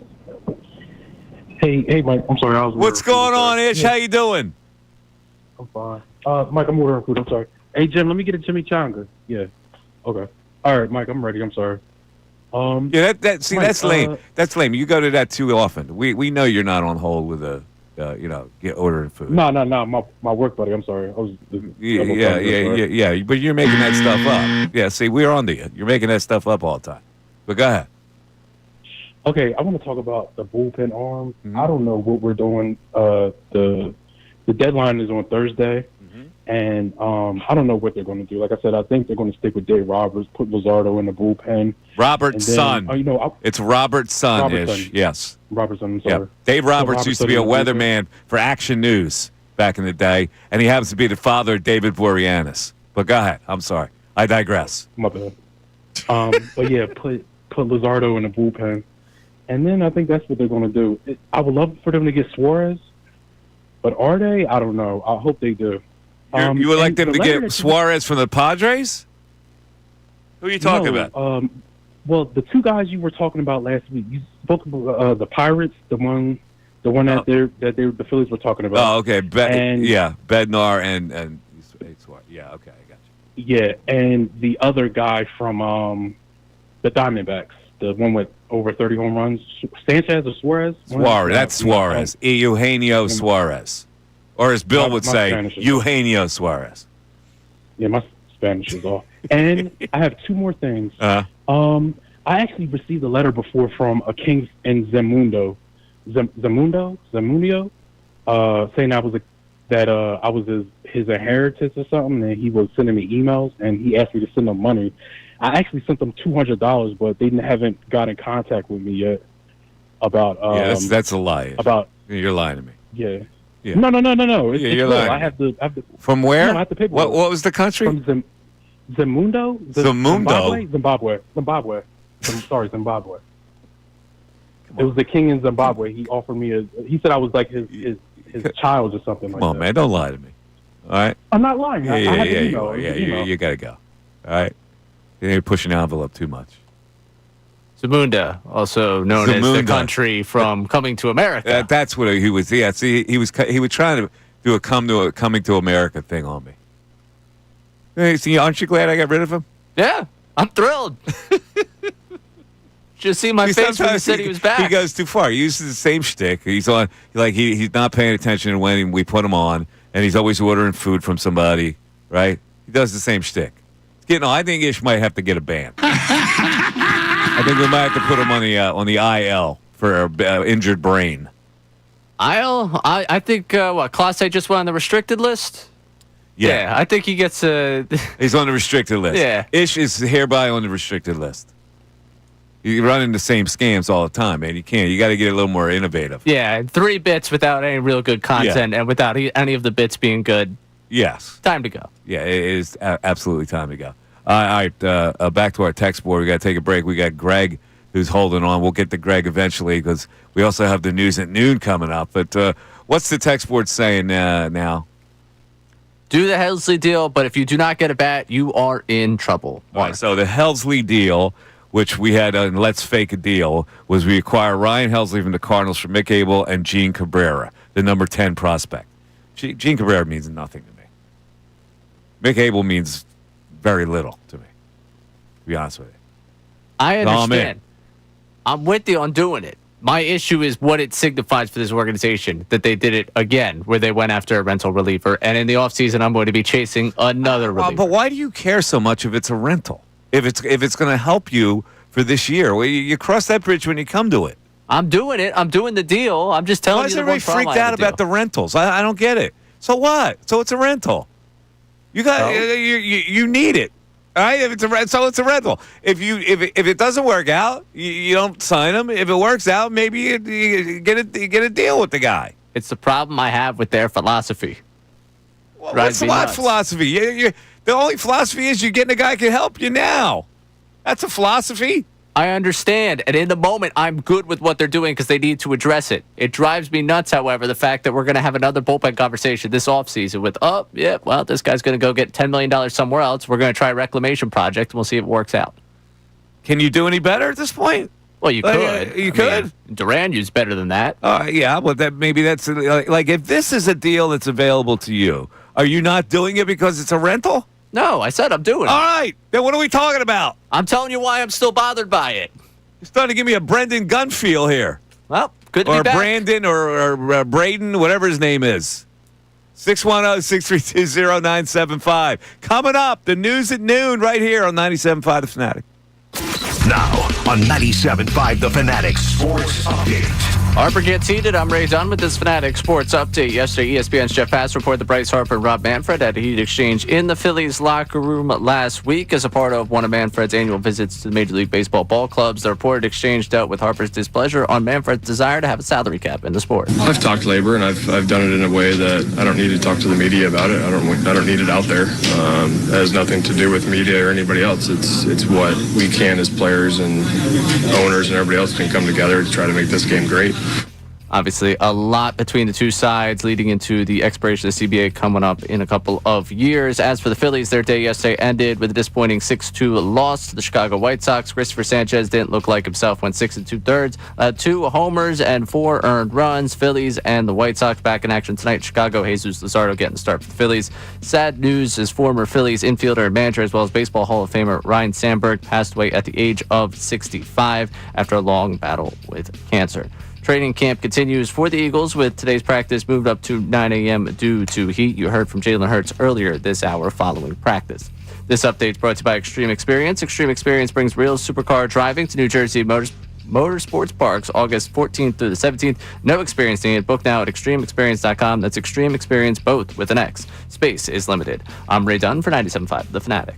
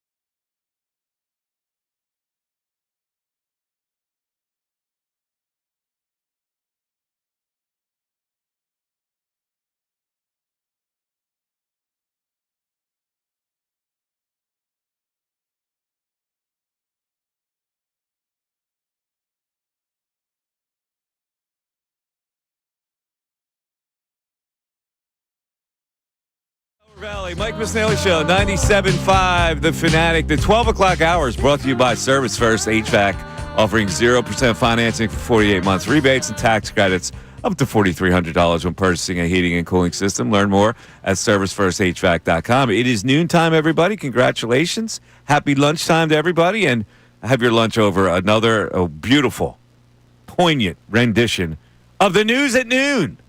There's a whole lot going on in this world. It's time to catch up. Here's the news at noon. 97.5 The Fanatic and 97.5thefanatic.com. The news at noon brought to you by Ray Dunn, who has returned from a 7-week vacation to do the show again today. And we're going to start with one of our favorite podcast P. Right, yes, Ray? I used all 2 of my vacation days, and it was well worth it. Starting with Podcast B here, VJ Edgecombe joining the program. A nice way for the teammates to bond, and a nice way to open up old wounds for one Paul George. Apparently, Edgecombe grew up a big Damian Lillard fan, and one of his favorite plays in the history of the NBA, and at least what he watched, was Damian Lillard knocking down that game winner for Portland over Paul George and the Oklahoma City Thunder, where he waves goodbye to him. Of course, Paul George has famously called that a bad shot. Edgecombe got his chance to weigh in on that, and he got his chance to pander to his new teammate. 7th grade. At that time, I was like, bro, I'm the biggest Dame fan ever. But, that shot. Yeah. So was it a good shot or a bad shot? You want me answer or you want my younger self to answer? Your answer now. My answer right now, it's a good shot. It's so crazy. I know the backstory behind it, so I guess he was working on that shot the night before. Yeah. Why not shoot it? I mean, he do shoot from there. You have to guard him there. Obviously, I know how elite he is, his range. Obviously, he could shoot that effortlessly. And I wasn't coming off or trying to be a hater on that specifically. It was just like it was a bad shot in terms of I felt clocks running down. He could have drove me back and took a 3-pointer closer in. You know what I mean? That was the only thing that I was like, it was a bad shot because time, possession. If he misses that shot, everyone's saying he could have got a better look. It's a legacy shot, though. It's a legacy shot. You gotta make it. If you shoot that shot, you got to make it. You got to make it. It's the reason he is who he is. It's a legacy shot for sure. But it's over my teammate, though, so it's a bad shot. Oh, there you go. So he first said it was a good shot. And then he said it was a bad shot by the end. PJ. That's fun. Podcast B has a lot of fun. I wish he had as much fun playing basketball. I really do. I wish he had the same podcast joy when he plays for the Sixers. He's reflecting on when he did have the joy. When he was out there on the floor. Yeah. He had the joy way back when with the Oklahoma City Thunder, apparently. All right, that's good to know. Next up, we got another player starting a podcast. Mike, I know what you're asking me. You said, Ray, can I get one more NBA player with a podcast? And I said, let me see what we can do for you. Let me go out and find another one. Derek White. Calling it White Noise. White Noise? That's the name of the podcast. That's a pretty good name. That is a pretty good name. He is going to need to work on his delivery and the purpose of the stories he tells. However, one of the opening stories is him being traded from San Antonio to Boston, the conversation he had with Popovich, and the ensuing drinking once he found out he got traded. We're in Atlanta. Pop walks into the room and is like, hey, we traded you, and doesn't say anything. I'm like, to where? And he was like, we went to you, we sent you to Boston. And I'm like, all right, yeah, that's cool. Like, I think I thought I was like, yeah, I'll fit well there. But it's also like, what do I do? Brendan Bowman, he texts me, he's like, you want me to get you a bottle? Like, yes. So me and B start playing dominoes and drinking. So I'm just drinking. And Will's like, we're going to try to get you on this flight that leaves in like an hour and a half. So like, can you like pack up and go? I'm like, okay, yep. At this point, I'm late. But now I'm like trying to get to the airport, barely make my flight. And that's the story. He got really drunk after he got traded. That's not a bad story. That Pop offered him a bottle. No, it was his teammate offering him a bottle. Oh, it was his Pop teammate. just said they wouldn't bleep him, and they sent him somewhere good. Oh. Well, I don't think it's that bad a story. I guess. I was Really? expecting him to be late, expecting the Celtics to have a problem with his physical. Like, he's just like, yeah, I got really drunk. Yeah, I was he got like, drunk and he had to pack up in an hour, and he got to the airport apparently. I just kind of figured that was operating procedure for a guy to get You traded. thought there would be a better ending. I thought there was a punchline to it. There was no punchline to it for me. I was like, all right, you got drunk. You got I'm traded. not so sure that he's that exciting a guy that's going to, No. make his podcast most listened to. No. I mean, if someone's going to throw you sponsorship money for a podcast, though, what are you going to do? Say no? We sure that they threw him sponsorship money? No, but I'm assuming. I think Derek White could find sponsors. NBA champion, gold medalist. White Noise is the name of the podcast. Yeah, but some of these guys started without even selling it. They just want to have it. I guess to have their buddies on, talk. Yeah, shop, just to have time. just to have something. Yeah. They want to morph into that world, man.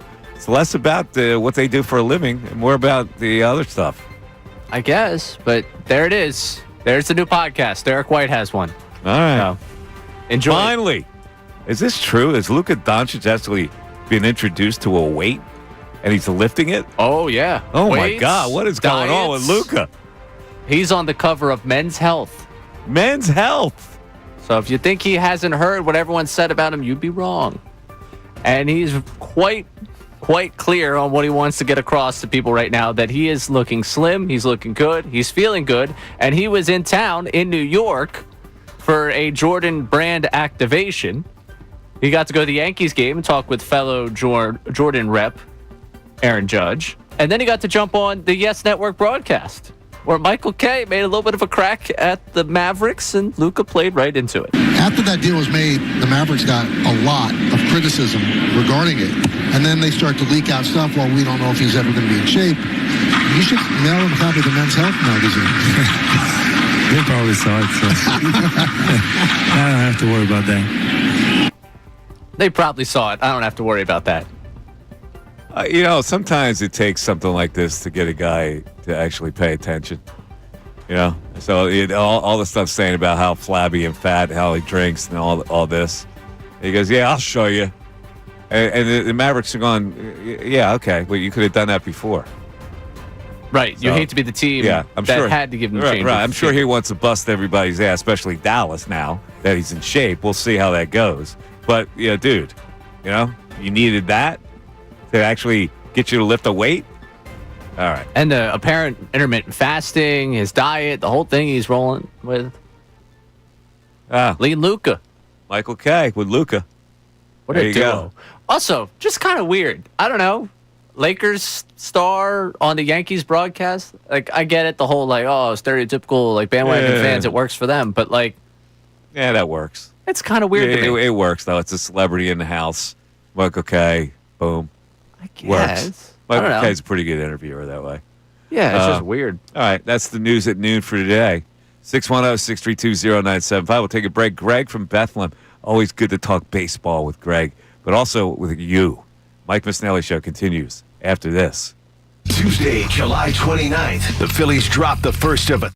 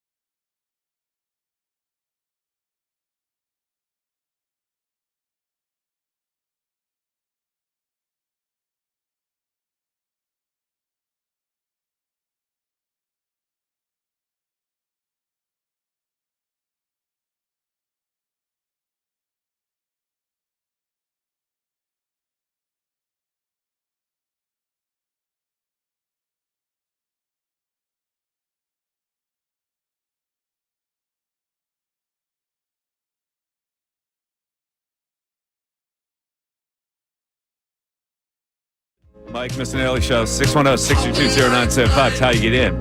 You know what? It's really sad news that Ryan Sandberg news is sad news. I mean, he's too young. And cancer. It's a shame. It really is. Ryan Sandberg was a total gentleman in the game. And to the point where he was almost a square. Like, I remember his Hall of Fame speech where he said, I was taught you never, ever disrespect your opponent or teammates or your organization or your manager, and never, ever your uniform. Make a great play, act like you've done it before. Get a big hit, look for the third base coach, and get ready to run the bases. Hit a home run, put your head down, drop the bat, run around the bases, because the name on the front is a lot more important than the name on the back. Now, that's an archaic philosophy. People look at that. It's just unfortunate that people will look at a quote like that and snicker. Because it's all about I'm the show at this point. And people don't run at ground balls and all this stuff. And you know, to hear Ryan Sandberg say that, it's like, man, that's an era that's gone, dude. It's gone. I like the part of his speech where he talked about the fact that the reason he was up there is because he never believed that he would be up there. Like, just the intense work ethic. The quintessential humble man, which meant, you know, and a lot of people judge that as that's why he probably wasn't a good manager, because he was too like kind. You know, he was too kind-hearted of a guy. He didn't have a killer instinct in him to manage, because the Cubs passed him up. Also, didn't help what he was handed here. No, it wasn't. But he should have been a manager of the Cubs. He had managed their AAA team to a really good record, and when they looked for a manager, they bypassed him. Was he bypassed for Madden though? I think he was. I think Madden is the guy they wound up hiring. As much as no, it ended up not. No? It wasn't Madden. Who was it? It was the Cubs manager before. They ended up going Rick Renteria. Rick Renteria got the job over Ryan Sandberg, and Ryan Sandberg had managed their Iowa farm team to a championship. No, it was who was it? Dale Swaim. Dale Swaim got the manager job? Yes. He did? 2012, 2013. Dale Swaim got it over Ryan Sandberg. Trying to figure out. They went through quite a few managers here. Yeah, they did. But he had been Mike Quaddy, like the next up. Yeah, it's insane, honestly, now going through it, that they had a run of like, manager for 2 years, manager for 2 years, manager for 1 year, and he didn't get a call. No, he didn't. And it was probably because they thought he was too kind-hearted, and wouldn't make a good manager, wouldn't make a good taskmaster. I don't know what the reason was. Yeah, I just, judging his managerial career here based on what happened in Philadelphia we hardly remember it, to be honest with you. Because there's so many more problems. Yeah. The team stunk. Yeah. I mean, it'll go down in history as one of the worst trades the Phillies ever made, because the guy got to the Hall of Fame. But you traded away a Hall of Fame player. You threw in a Hall of Fame player. You threw in a Hall of Fame player. It was a trade for Voa for De Jesus, really. De Jesus. Dallas Green got you. Yeah. All right, 610-622-0975. Let's go back to the phones. We got Greg and Bethlehem checking in. What's up, Greg? Gentlemen, good afternoon. Hello, Greg. My discernment. About that. I love the way he throws that in. Discernment, reiterate. Yeah, he's the best. It's Jaylen Hurts. Yeah, he must have a little list of words that he wants to bring out every day and, try them out. He's so robotic. I love it. It's so unique to be so robotic. It does seem like it's almost AI generated. It really does. Yeah, I never really heard anybody like this guy. No. The reason I was calling is, my perception or expectations for the trade deadline have done about a 180 in the last month. A month ago, Dombrowski was, talking about making a big splash, and then since then they've sort of tempered my expectations. Middleton didn't help, and then Dombrowski was kind of backpedaling on it and talking about elevating from inside. And now I mean, I was expecting a home run, and now I'd be happy if he gets a bunt down. Well, you got 2 days left, so you never know. Yeah, well, I mean, you're discouraged. Like, they haven't made a deal yet. We'll wait till Thursday to be discouraged. Sit back and avoid discouragement. Well, and have good. You got to have good discernment, and I reiterate this to you.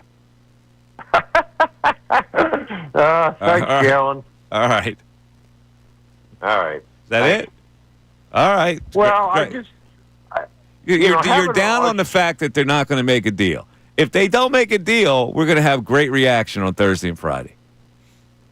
Absolutely. We absolutely will. I think it would be a travesty for them to say what they said a month ago and turn around and not get anything done. What they said a month ago shouldn't really have anything to do with it. This should have anything to do with it. When you look at your team and you go, we need this, and you don't get this. At that point, you're going, well, then what are we supposed to hope for the rest of the year? It is incumbent upon you to do your job. You understand, like we all understand, where you are weak. You have a chance not to be weak, to add to be less weak. That's your job. And if you don't do it, what are we supposed to think as fans? We're supposed to think, they still got a chance. Let's cross our fingers. The weakness is still going to be there. So if you're not going to address the weakness, you're giving up hope for the rest of the season, basically. Not literally, but figuratively, you're giving up hope. Honestly, I think you're giving up hope. If you don't address the bullpen, at least. Like, I think there's a world where they address the bullpen, and I'm like, all right, I don't love this lineup, but at least I understand where they're getting outs now. And maybe this lineup just clicks at the right time, and I can buy in. If they don't address anything, I think you're giving up hope the rest of the way. Like, because who really believes that they're going to be able to win multiple playoff series with the bullpen they currently have? Yeah. No, you're right about that. So we sit here and wait this week. That's all. They're killing me with this they waiting. may make a deal at any minute. We don't know. So I can't destroy them right now because they haven't made a deal yet, or I can't say I'm feeling reluctant that they're going to make a deal because they may make a deal. I just have to wait on it. I can't criticize them now. But I reserve the right to criticize them later. Yeah, we all do. Yeah. I think we all will, too. I think regardless of what they do, there'll be a solid back and forth on Friday. All right, 610-622-0975. Still to come this hour, we're going to go back into the Vic Fangio files and also the latest power rankings for Major League Baseball. Where did the Phillies land? It's the Mike Missanelli Show. Back after this. Now on 97.5 The Fanatic Sports Update. Harper gets heated. I'm Ray Dunn with this Fanatic Sports Update. Yesterday, ESPN's Jeff Passer reported that Bryce Harper and Rob Manfred had a heated exchange in the Phillies clubhouse last week as a part of one of Manfred's visits to Major League ball clubs. The reported exchange dealt with Harper's displeasure on Manfred's desire to have a salary cap. I've talked labor, and I've done it in a way that I don't need to talk to the media about it. I don't need it out there. It has nothing to do with media or anybody else. It's what we can as players and owners and everybody else can come together to try to make this game great. So I don't. I've always been very vocal, just not in a way that people can see.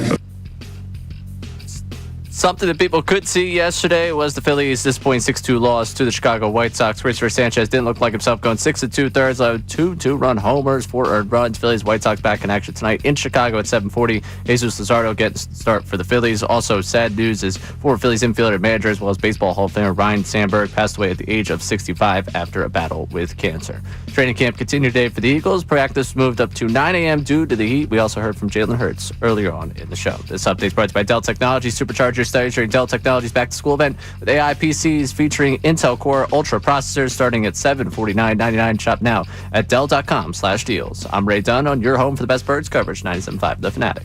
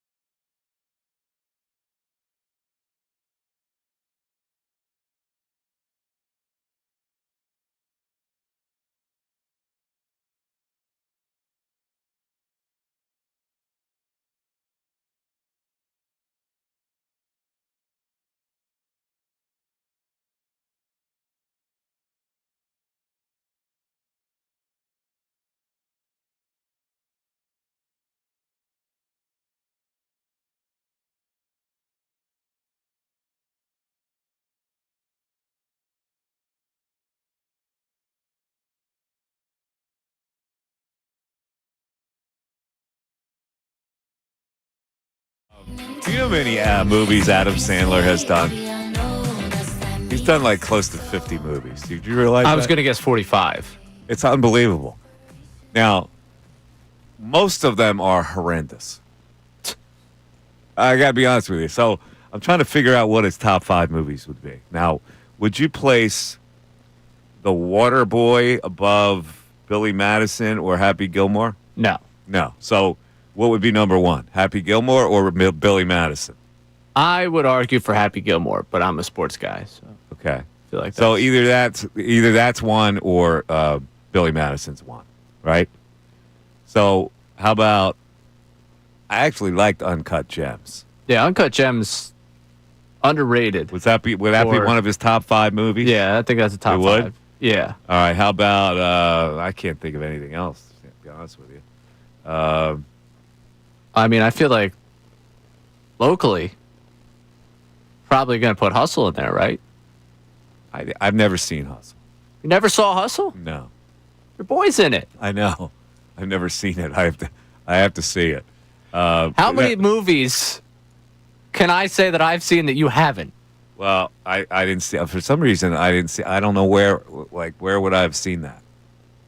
Was that Netflix? mainstream? Is it a Netflix? Can I get it on Netflix? I think you can still get it on Netflix. I'm gonna try to get it on Netflix. He had a couple serious roles. Like Punch Drunk Love was serious, right? That was him. How about the movie he did with Jack Nicholson, Anger Management? You've never seen that one? I think I've seen Anger Management. Have you seen Anger Management? Pretty sure I've seen Anger Management. How about The Wedding Singer? Seen The Wedding Singer. All right, that was. I'd say that have to be among his best, right? Yeah, I mean, I think that's probably fringe of his The top one he 5. did, what about the one he did with Drew Barrymore? What was that called? 50 First Dates? Yeah. 50 First Dates. Would that be in the running? Fringe. That's probably a fringe top 5 for him. Fringe? Like, if we're talking top 5, I don't know. I'm not going to say absolutely that's in my top 5. I already have 4 in my top 5. Like I can't do that. I can't give him that one. You can't? No, I can't give him that one. I don't know. I'm speechless now. I can't come up with anything that he did that was that great. So I have a Rolling Stone article that ranks his top movies. Oh, really? Okay. From 46 to 1. 46. I'm not going to waste your time with 46. 46 to 1, right? All right. So think about, like, he couldn't have 6 movies that were good. So 40 bad ones. Well, I got the top 10 for you. All right, go ahead. What is it? At number 10, What's which 10? would be in my top 10, which would be my top 5, is Hustle. Okay. Hustle is his number 10. Okay, I guess I have to watch that. Number 9, You Don't Mess with the Zohan. What? You Don't Mess with the Zohan is considered a top 10 movie for him? Number 9. That movie was ridiculous. The last line here is, I think, what he is really capitalized on through the years at this point. Bonus points for the many cameos, including Chris Rock, Henry Winkler, Mariah Carey, and most oddly, Dave Matthews. Well, listen, he's a likable guy, so I assume everybody who's crossed paths with him would be glad to make a cameo for no money in his movies. Did you see the Meyerowitz stories? I don't even know what that is. What is that? Not either. The Meyerowitz stories? Yes, I have not seen this. I've never even heard of dramedy it. about a family of artists is the first of the adult Meyerowitz. I don't understand what. I've never even heard of that movie. But that's 8 for him. Okay. Number 7, 50 First Dates. Okay. We talked about that one. Number 6, The Waterboy. Okay. I like the Waterboy a lot, and it's ridiculously stupid. Yeah. So I'm not above stupid movies. Number 5 is The Wedding Singer. Vicky Valancourt. What was the name? Vicky Valancourt? What's her name? The Waterboy? His girlfriend? Vicky Valancourt? Yeah. All right. I think you had it right, yeah. Yeah, Vicky Valancourt. 5, The Wedding Singer. 4, Punch Drunk Love. That's the dramatic one that he did. Yeah. Okay. 3, Uncut Gems. Uncut Gems, okay. 2, Happy Gilmore. All right. And 1 is Billy Madison. Oh, they ranked Billy Madison 1. Yes. Okay. I'm still going Happy Gilmore 1. Well, because you're a sports guy. Yeah. I like Billy Madison. Billy Madison's a good too. Hustle's in my top 5 for him. I think it's also was made specifically for me, Philadelphia-based. I've now lived across the street from Federal Donuts for 3 years, so him wearing the Federal Donuts sweater, strikes a chord with me. Okay. Now, does he play basketball in that? He's a former Temple basketball player. He's a former Temple basketball player. Who is now a scout. Well, who wrote that screenplay? Somebody local? I think he did. Oh, he wrote it? Yeah, I think that was his. I think he wrote it. Okay. Hustle, screenplay, writer. What?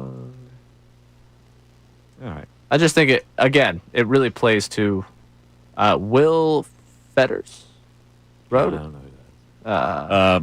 All right, let's move. We talked about Jaylen Hurts a little earlier. Can you explain to me who this Danny Parkins is? There's not a lot of guys that I aspire to be in the sports media these days that have these shows.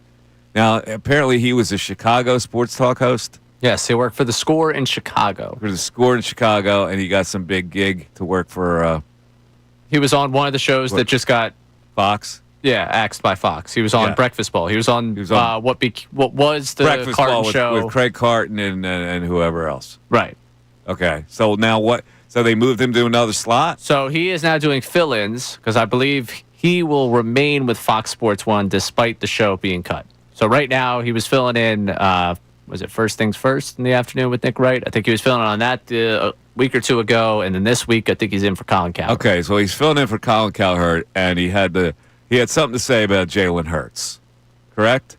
That's true. All right, do we have that? That we do. All right, here's Danny Parkins, and I'm sorry, I'm not that familiar with him, but he's filling in for Colin Cowherd, and here's what he had to say about Jaylen Hurts. Here's everything I've said publicly and will say again about Jaylen Hurts and the Philadelphia Eagles. They are the best organization in the NFL, the best offensive line in the NFL, with the best running back in the NFL, with a top 3 wide receiver duo in the NFL, with a top 3 defensive tackle in the NFL, with a top linebacker and a top young secondary and a top general manager. Do I also have to believe that you have a top 5 quarterback? Because I think Jaylen Hurts is the 10th best quarterback in the NFL, who is clutch, is a great leader, and is unbelievably smart. But it's like, I have to say that he's a top 5 quarterback. If they are really that, well, then it's the best team in the history of the NFL. And I don't think anybody looks at Philly that way. Well, you see, he veiled a few compliments. And here's the thing about guys like this. You got him as the 10th quarterback. How is that even possible? We're not even advocating for him to be a top 5 guy. How do you have him 10th? It just doesn't make any sense. It makes the guy disingenuous. Okay, yeah, they have a lot of good parts that surround Jaylen Hurts, but look at the accomplishment of the quarterback, the most important position on the field. How in the world do you rank him 10th? And if you rank him 10th, I want to know who you have from 6 to 9. This is where he went from 1 through 10. Mahomes at 1, Allen at 2, Burrow 3, Jackson 4, Herbert 5, Matthew Stafford at 6, Jaden Daniels at 7, Jared Goff at 8, Baker Mayfield at 9, and Jaylen Hurts at 10. All right, how do you put Herbert 5th? How is he 5th? How do you put Stafford 6th? Daniels, you leap ahead of Jaylen Hurts already? And Baker Mayfield, it does not make any sense. And I'm not trying to be a homer here and advocate for Jaylen Hurts. It just fundamentally, objectively does not make any sense when you're trying to outsmart yourself, to put Herbert 5th. Doesn't make any sense. It makes me crazy. When things don't make sense, it makes me crazy. As it should. Seriously, I'm so excited I want to get that guy. I want to go head to head with that guy. How do you rationalize Herbert, Stafford, Daniels, Baker Mayfield? How do you do it? If they all had what Hurts had. But they don't. So your evaluation is faulty. You have to make an evaluation of a guy who has success. It doesn't matter what surrounds him. How do you make the case that Jaylen Hurts is below Justin Herbert at this stage? Because he throws a prettier pass? You defeat yourself as an expert when you do something like that. I just can't wait for the football to start, Mike. No, I get it, but like, right, and Jalen Hurts might not have a great. I'm not married to him as one of the great quarterbacks in the world. Okay, but the accomplishment that the guy has to put him ahead of Herbert, Stafford, Daniels, and Baker Mayfield. And it's disingenuous if you're somebody in the media who try to make yourself look smarter than everybody else by putting those guys ahead of them. It just doesn't make any sense to me. This is the year, Mike. This is the year. Herbert's going to do something. This Herbert thing makes me nuts. Like, okay, he's got the look of a good quarterback.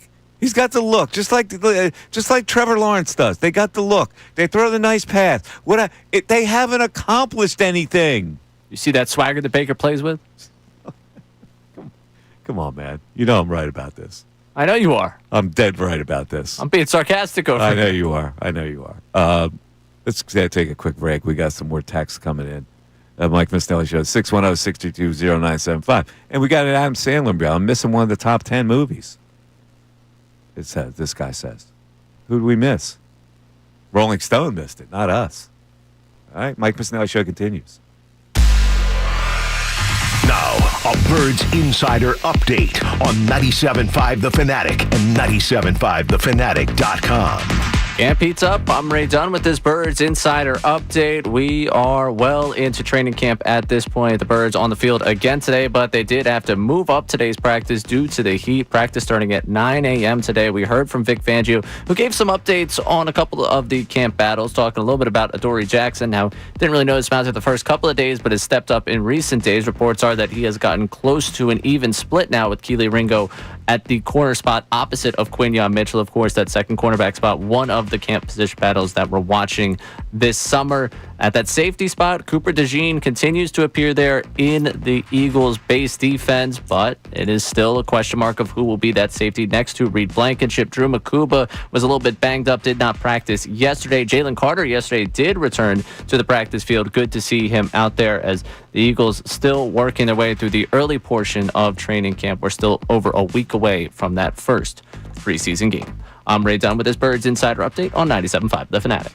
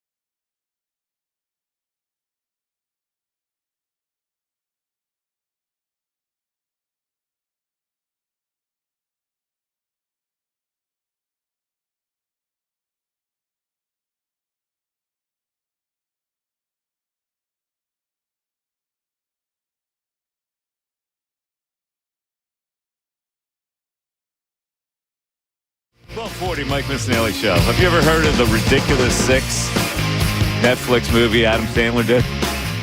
Heard of it, haven't seen it. Apparently it's horrible. Jack and Jill. Have you heard of that? Yeah, I've seen it. Have you seen it? Yeah. Horrible? I haven't watched it again. It's listed as horrible. Zookeeper with, what's his name? What's the guy? Kevin James? Oh, yeah, I have seen that. You have? Yeah. You've seen a lot of dummy movies. Yeah. Yeah. You haven't seen the good ones. How about the Do-Over with the David Spade? Oh, yeah, I've seen the Do-Over. You've seen that? Yeah? Yeah. They're bad? As Bill would say, great movie. Mixed Nuts with Steve Martin? No, I've not seen that one. Going Overboard? Nope. Shakes the Clown? Nope. With Bobcat Goldthwait? Oh, God. Grown Ups 2. Seen it? No good? No, I mean, hey, listen. It's not Grown Ups 1. The Animal? Rob Schneider? Don't think I've seen The Animal. Coneheads? No. Pixels? Was that a kid's movie? Pixels. Nope, haven't seen that. Blended?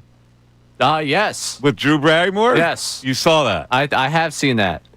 Bulletproof with Damon Wayans? No. The Cobbler? Nope. Saving the neighborhood one soul at a time? Nope. Method Man was in that. And Steve Buscemi. Oh, my God. Grown Ups 1. Have seen that. High thumbs up for that one. Big thumbs up. Great movie. Bedtime Stories, a Disney movie. Nope. The Week Of with Chris Rock. Oh, no, I think I have seen The Week Of. You have? I think I have seen The Week Of. I can't believe all these crappy movies you've seen. Just Go With It. Yep. You've seen that with Jennifer Aniston. Absolutely. That's My Boy. Yep. Andy Samberg, man. Come on. Spaceman. No. Little Nicky. No. Oh, God. Maybe the worst movie in the history of Earth. And Little Nicky. I'm getting the impression B. Gunn was a big fan of it. Yeah, totally. Yeah. He thought it was great. You Don't Mess with the Zohan. Nope. Men, Women, and Children. I don't think so. I Now Pronounce You Chuck and Larry. Come on, man. This dude has no shame. He has no shame. Hotel Transylvania? Oh, it's a comic movie. Hotel Transylvania 2. Sandy Wexler. Don't think so. Murder Mystery 2. Yes. With Jennifer Aniston. Well, it was the follow-up to Murder Mystery 1. You got to know what happens in the second. Spanglish. Now, apparently he did a nice job in a dramatic movie like that. Spanglish. I didn't see it. Hubie Halloween. Yep. Seen it. Give me a break. You Are So Not Invited to My Bat Mitzvah. No, I've not. That's new for me. All right. 8 Crazy Nights. Have not seen it. Animated. The Longest Yard. Seen it. Oh, horrible. They messed that movie up completely with a sequel. Or a remake. Mr. Deeds. Don't think so. Click. Yep. With Kate Beckinsale? Well, that's pretty big get there. Mm-hmm. Did you like that movie? It's depressing, apparently. Yeah, it's you kind of go into like, oh, yeah, this will be fun. It wasn't as fun. All right, Anger Management, not bad. I saw that one. Hustle, I have not seen. 50 First Dates, you've liked. You like that? Yeah, solid. Yeah, solid. Funny People. Now, that's another tearjerker, isn't it? When he was supposed to be, he was dying. Don't think I've seen that. He was one. a comedian who had a short shelf life of some sort. Reign Over Me with Don Cheadle. Salciunas checked in, saying that should be in his top 10. What should be in his top 10? Reign Over Me. Reign Over Me? Serious role. Reign Over Me. Drama. I've only seen clips of it. I have not seen the full movie. I've heard it's good. Truly touching, it says. Didn't say it. Airheads with Steve Buscemi and Brendan Fraser when he was really young.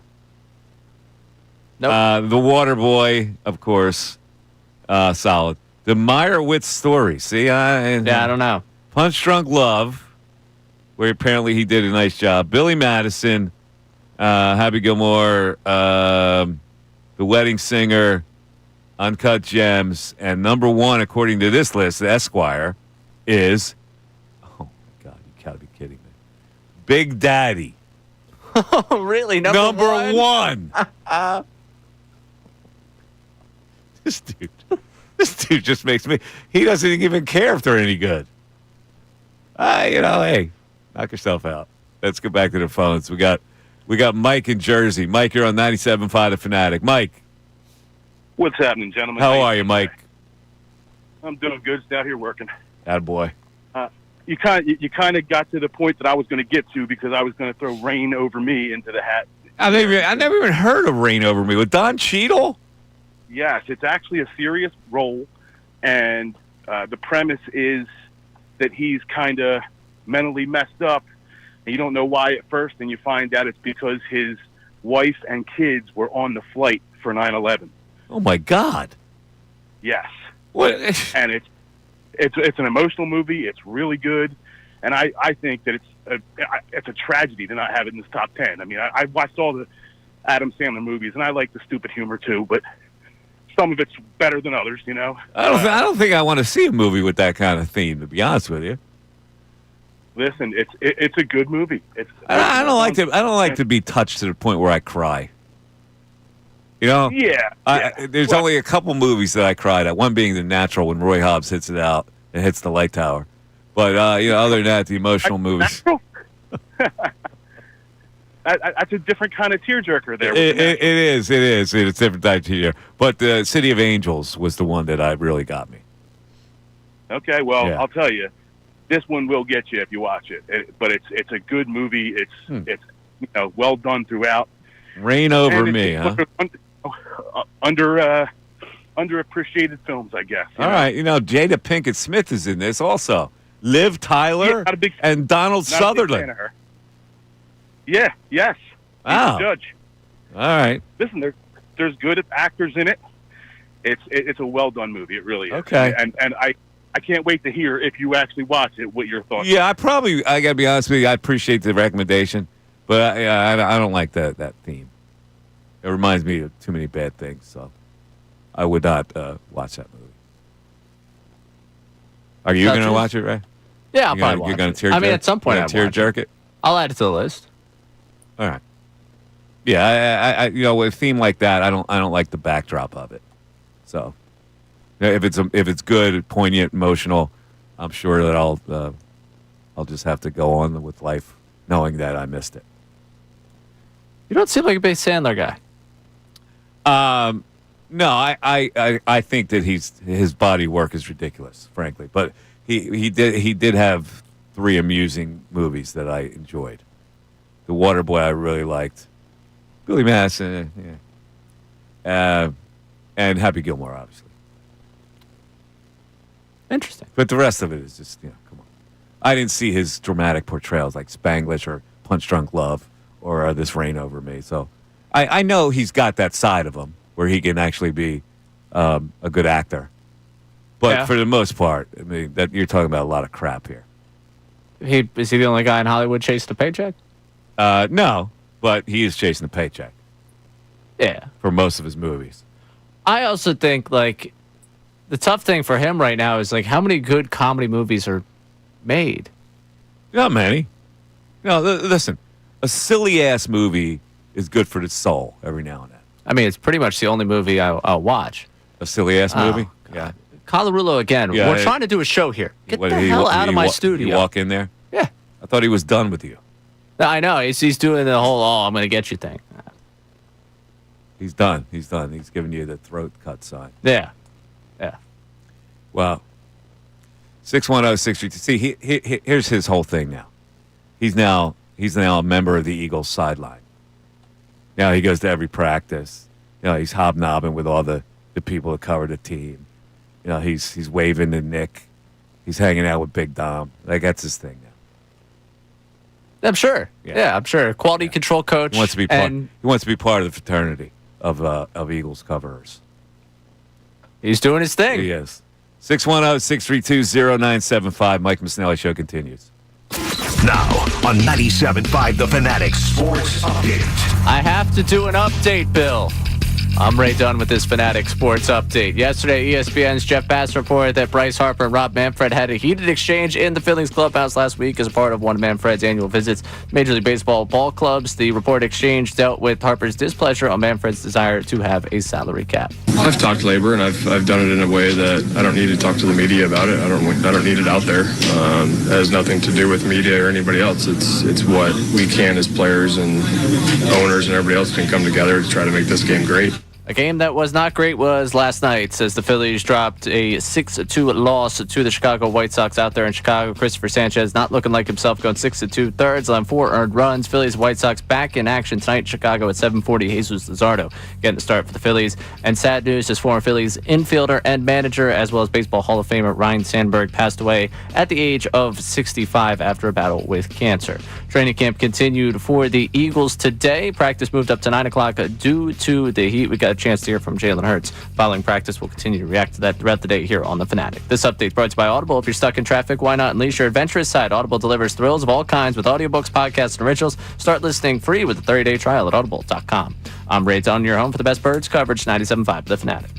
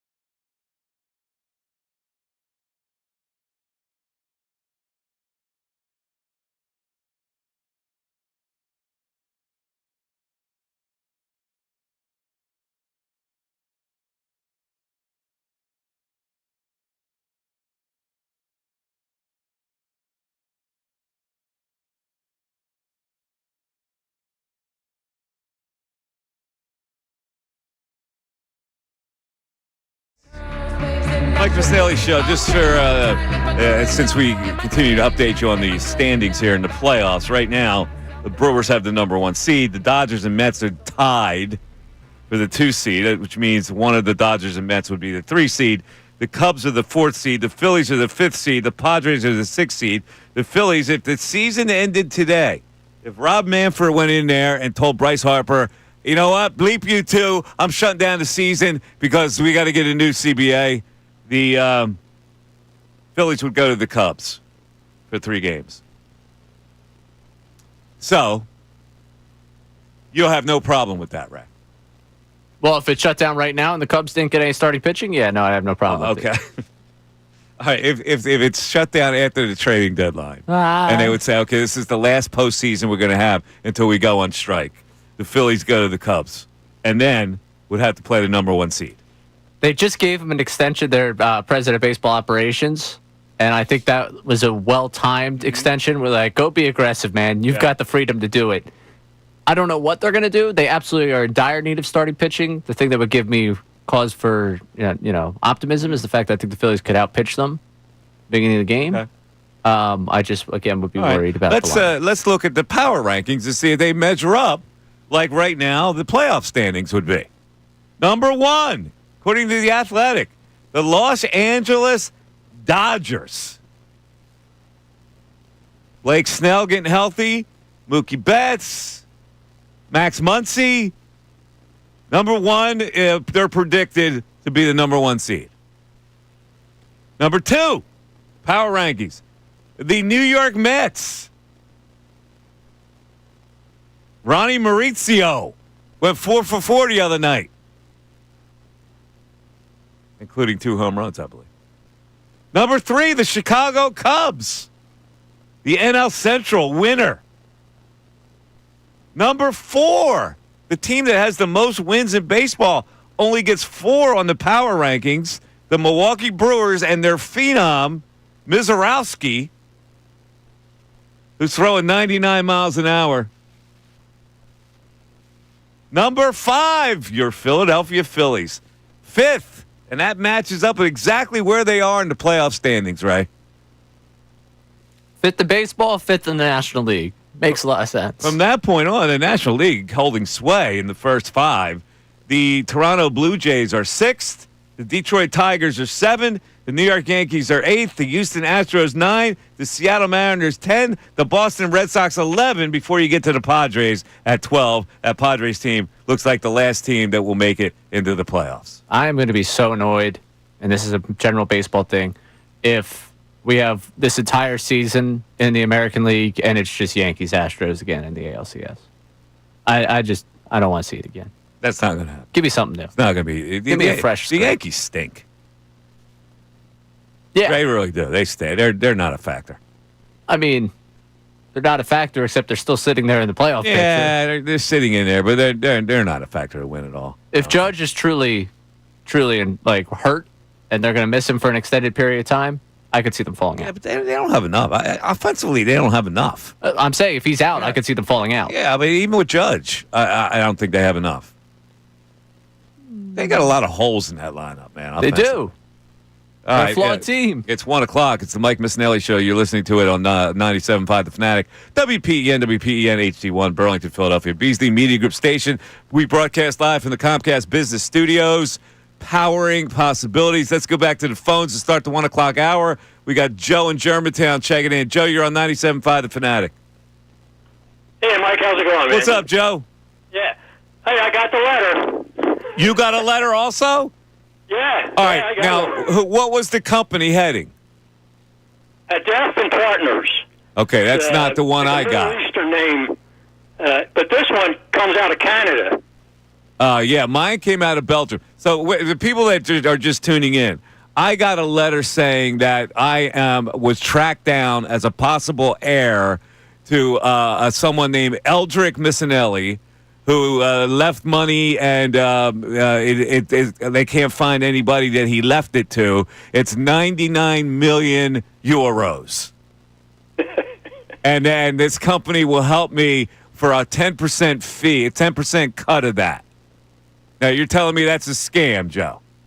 Well, I I ignored it, basically. You ignored. You didn't follow up on it. Did you even investigate what it was? Because I googled the company. The company was legit. Yeah. I got a phone number too. Did you get a phone number with it? I got a phone number from the man who sent me the letter, and I emailed him back. I haven't heard yet. Wow. Now I said in the email, I said, "Listen, I'm supposing this is a scam because you didn't send me this letter by certified mail, because that's what it would have been, right? You just don't get a letter in the mail." Yeah, I know. Yeah, I don't know. My relative was a Dr. Maria. But mine was an engineer. Yeah. Now, who's to say there wasn't an engineer named Eldrick Missanelli who made his way from Italy to Belgium or France? Yeah. So I'm investigating it, man. I could use 99 million euro. Yeah. Well, you want to hear my amount? Yeah. What was your amount? $10,800,000 and $20. Oh, all right. Well, they made it realistic. They put a decimal point in it. Listen, you owe it, Joe. You owe it yourself to follow up on it. It's not going to cost you a maybe dime. I will. Follow up. I mean, listen. If there's an email address, a phone number, call the phone number. Yeah, I just figured that maybe it's Canada. I don't know. Ontario, Canada. Well, it's closer than Belgium. Yeah. Take a trip. Well, up good there luck day. there. Keep me posted. All right, Joe. All right, Mikey. All right, Joe. You got it. Yeah, listen, man. 99 million euros ain't nothing to sneeze at, Ray. I'm following up on this guy. I'm looking forward to my $10. I'll give you $10. I'll give everybody else here $1. If I get, I like that. I get the 99 million euros, I'll be very generous. I'm taking a third day off. $1 for everybody. $10. Let's go back to the phone. That's the show right here. Let's go to. We got Reggie. He's in Chicago now, and he's saying, "Do not apologize to Bill." So we got a little feud going, a little civil war here between Ray and Bill. Reggie, you're in Chicago? Yeah, passing through. I'm gonna send a couple of pictures to the text number. The tallest building. You ever been up in Chicago? I've been to Chicago many times. You've been into that? Used to be the Sears Tower. Now it's the Willis Tower. Yes. Formerly the tallest building in the world. Yeah, 1,300 something feet. Yep. Yeah, I've been up in there. Yeah, Ray. So, welcome back. And I haven't said these two words in quite some time since Bill left. You will not necessarily lose anything. Not apologizing to Bill. You know, Bill now is like he's at another plateau. Like he can't be bothered with the small people anymore. He's big now. He goes to all the Eagles practices. He hobnobs. You know, the whole bit. Yeah, his plateau is on what they call a quagmire. That means a pile of quicksand. Yeah. So you got to be careful. Bill with that meteoric rise can come down just like a flame. Yeah, you will not necessarily lose anything. Yeah. Don't apologize to him, Ray. Fight the fight, Ray. I got your back, Ray. All right, Reggie. Heading out to taking this load of corn syrup, 44,000-pound load out to Salt Lake City, 2 days out to Salt Lake City. Corn syrup. Yeah, it's in these heavy-duty plastic bags that they put inside reinforced cardboard boxes and then sit them on pallets. So 14 of those, and each one is about 3,000 pounds. You know, they were trying to replace corn syrup with real sugar. Yeah. With the Coke people. Yeah. All right, Reg. You to make sure those bottles don't break. All right, man. You got it. Appreciate it. What was the show? Somebody help me out on this. There was a show, like the Sinister People, were manufacturing mind control in corn syrup. What was that show? It was like a series. It wasn't bad either. Somebody will get me on the text board with it. Can I also say, what am I apologizing to Bill for? I'm very confused. As to what did he allege? He was saying, why did he say he was done with you? Because of, and I don't even want to call it an impersonation. You did a fake voice. I did Bill. basically what he was going to say about Thompson. I didn't mean to steal his content, but I just, Yeah, because we both knew what he was going to say about Thompson. Well, listen, man, if you look at it objectively. Yeah. A lot of people are going to say I'm a Rob Thompson hater. I'm not a Rob Thompson hater. See, that doesn't sound like Bill, but it has Bill's diction and inflection. Yes. Yeah. No, and that's the important thing. I need way more steroids before I could start sounding like Bill. Oh, no. Another salvo fired. Roid rage. No, I didn't say that. Roid rage accusation. Oh, no. I didn't say that. Check his back. 610-632-0975. Mike Missanelli Show continues. Ricky Bo, Bill Colarulo.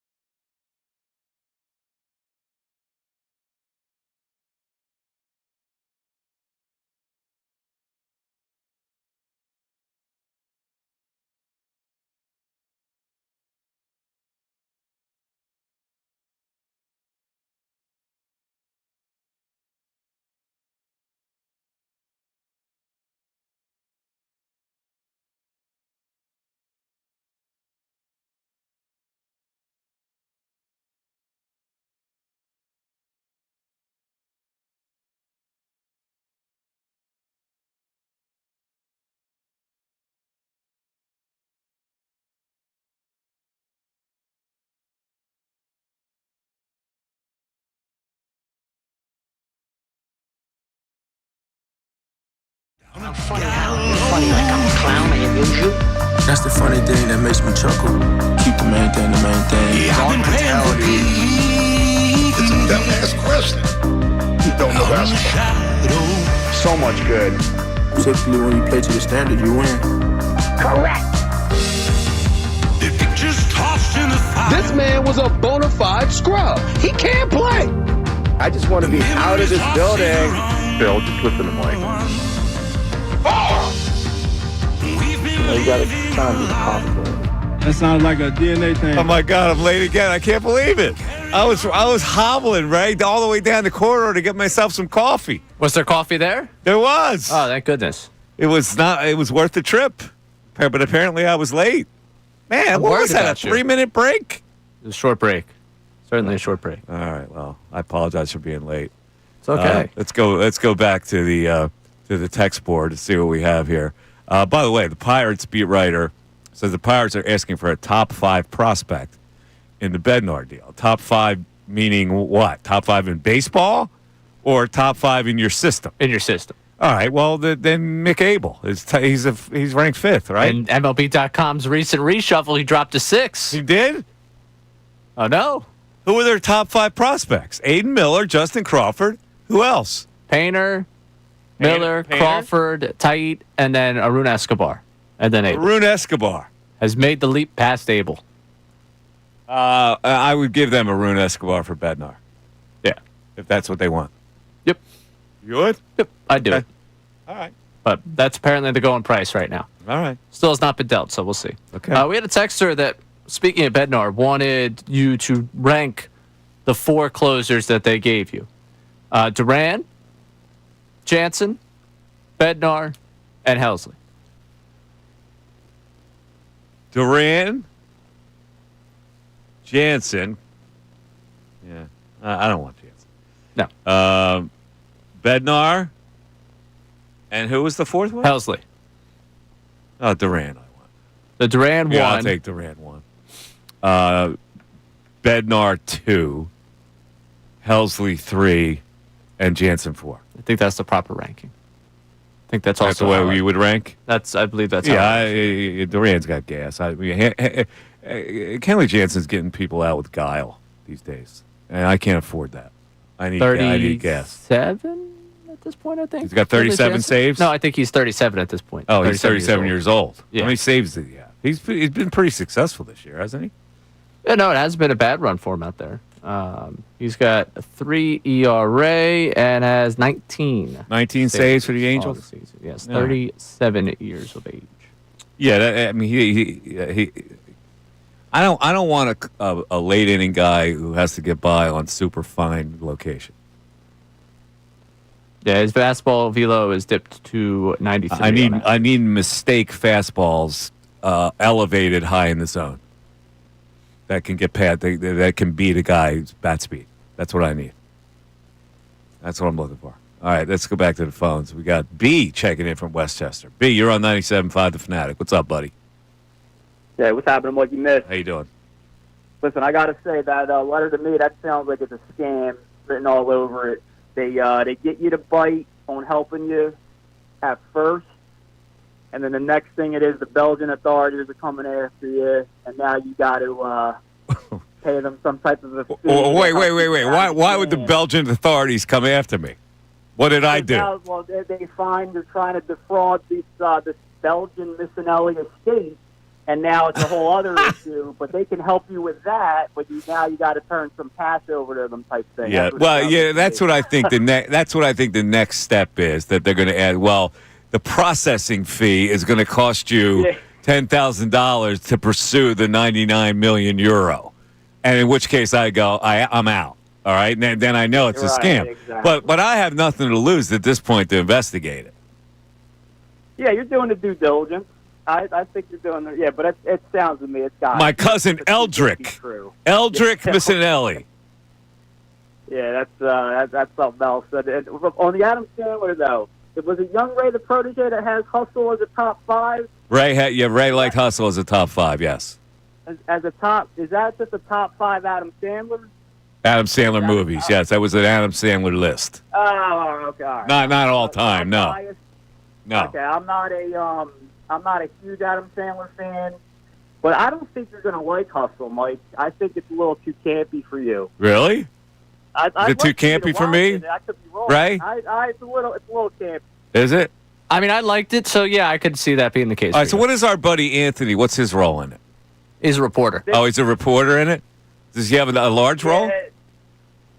Not a small role? A huge one. All right. He moves the plot along. It's not well done, though. It's not well done? Did you like that? Did Ray like that? Did you appreciate that? Ray liked it. Ray liked the Hustle, yeah. Oh, yeah, I liked Hustle. He liked it.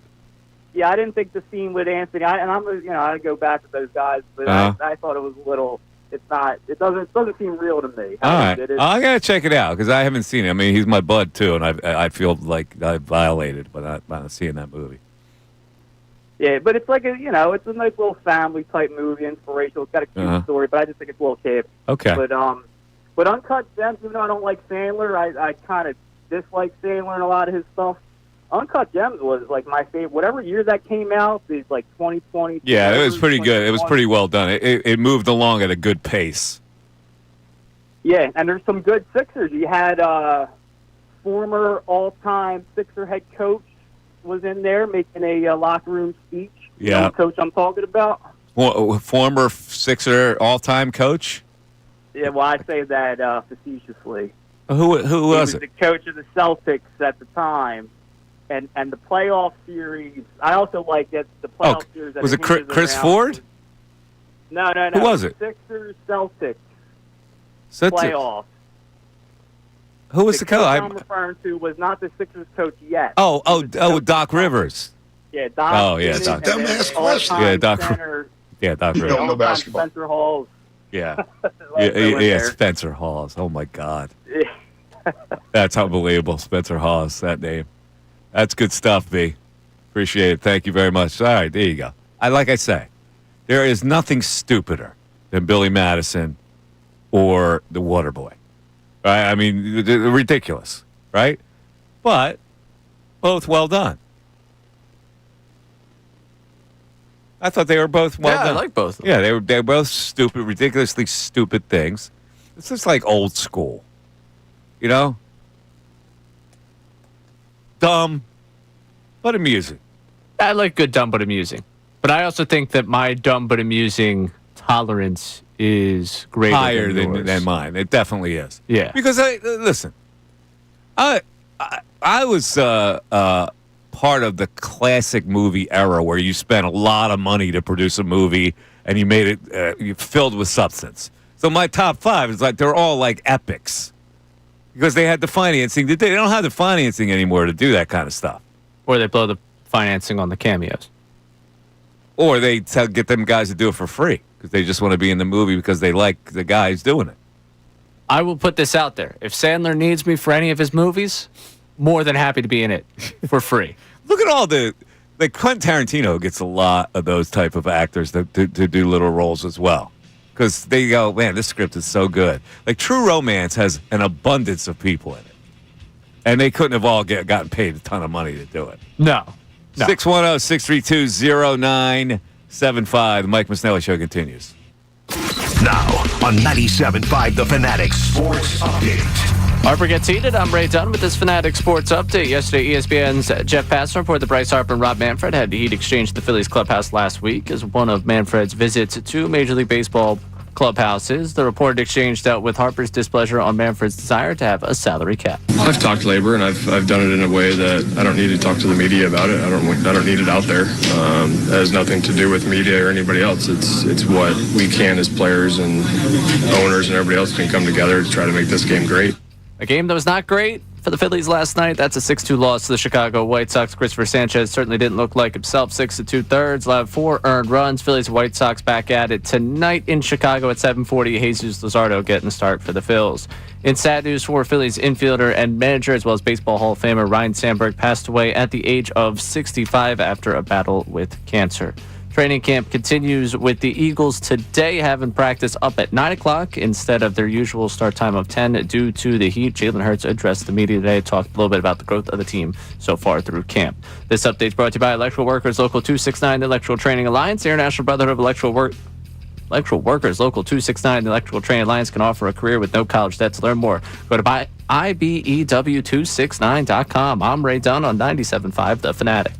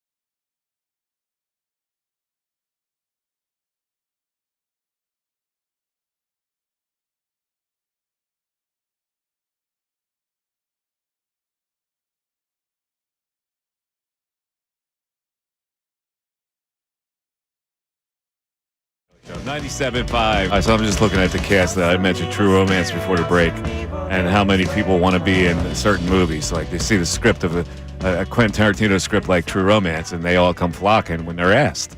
So here are the list of people that was in True Romance. Christian Slater, Patricia Arquette, Dennis Hopper, Val Kilmer, Gary Oldman, Brad Pitt, Christopher Walken, Bronson Pinchot, Samuel L. Jackson, Michael Rappaport, James Gandolfini, Chris Penn, Tom Sizemore. Listen to, and all these other, like Kevin Corrigan, you wouldn't know him, but you've seen him in many movies. He was the guy stirring the sauce in Goodfellas.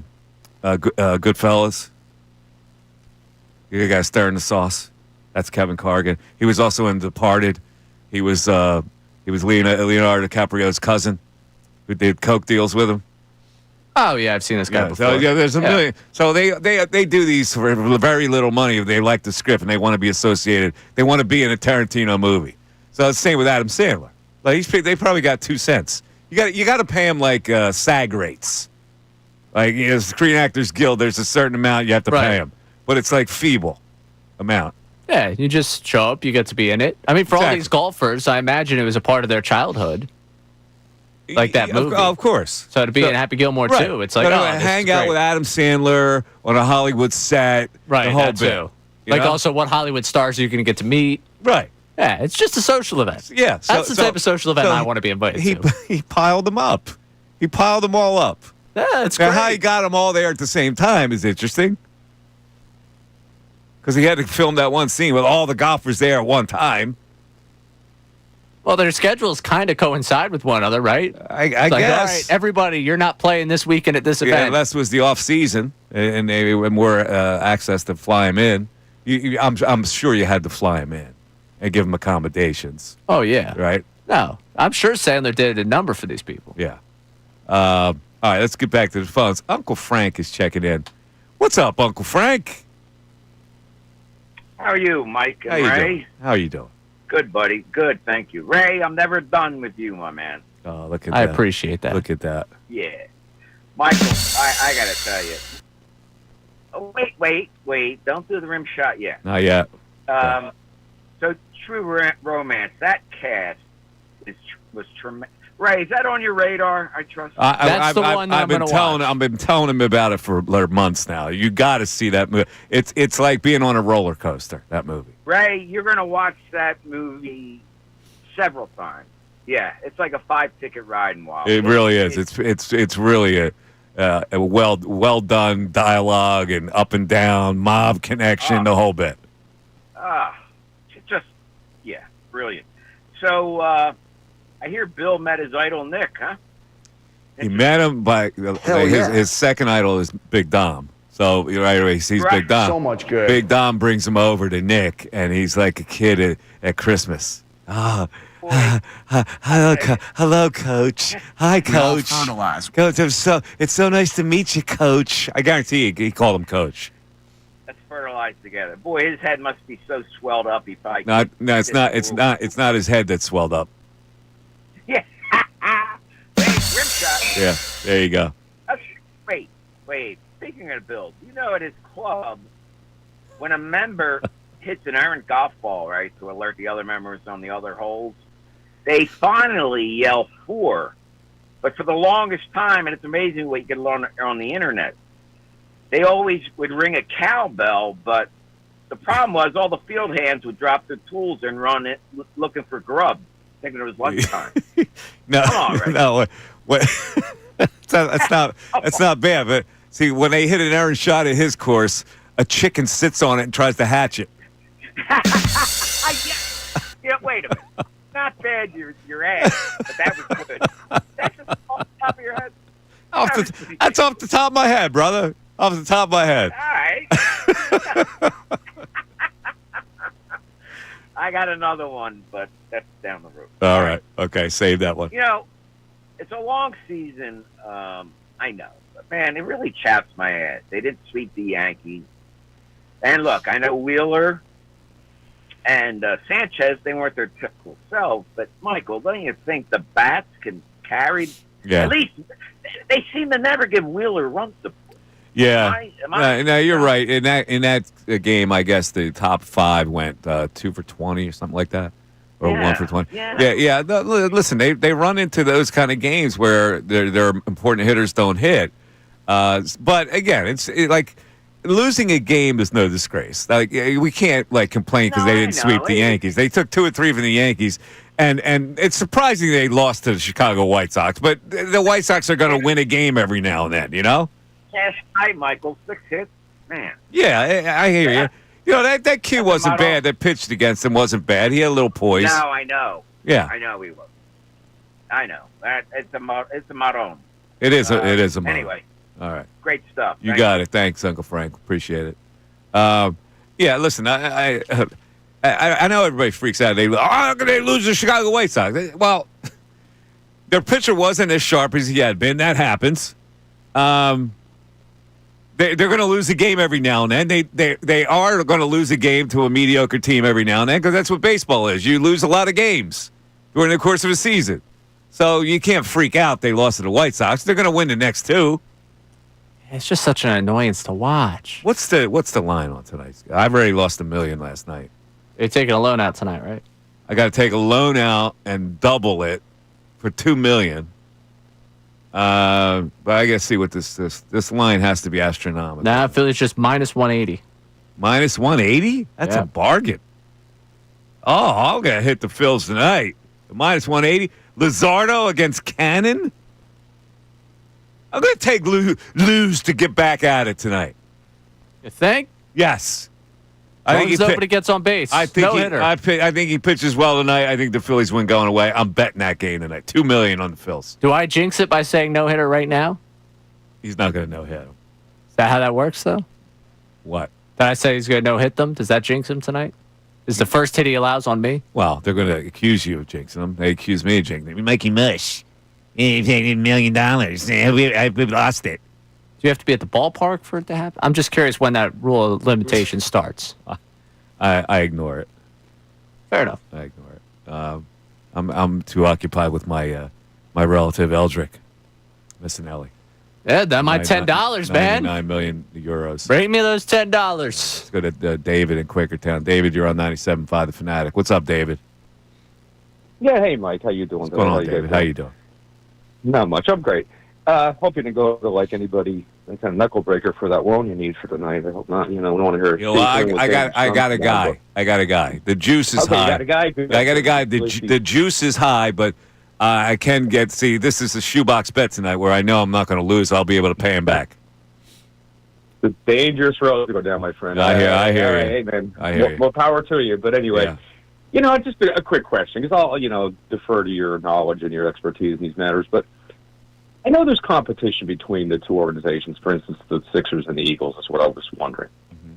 So how do you think, there must be rumors within the inner office and the inner thinking of these different camps, not so much of the Eagles, of course, but the Sixers thinking, look at what the Eagles have done, what they built up over years and years and years. Now, some world champs and possibly a repeat, who knows? And the Sixers just can't ever seem to dig themselves out of this, this stinking hole they've been in for God knows how long. Mm-hmm.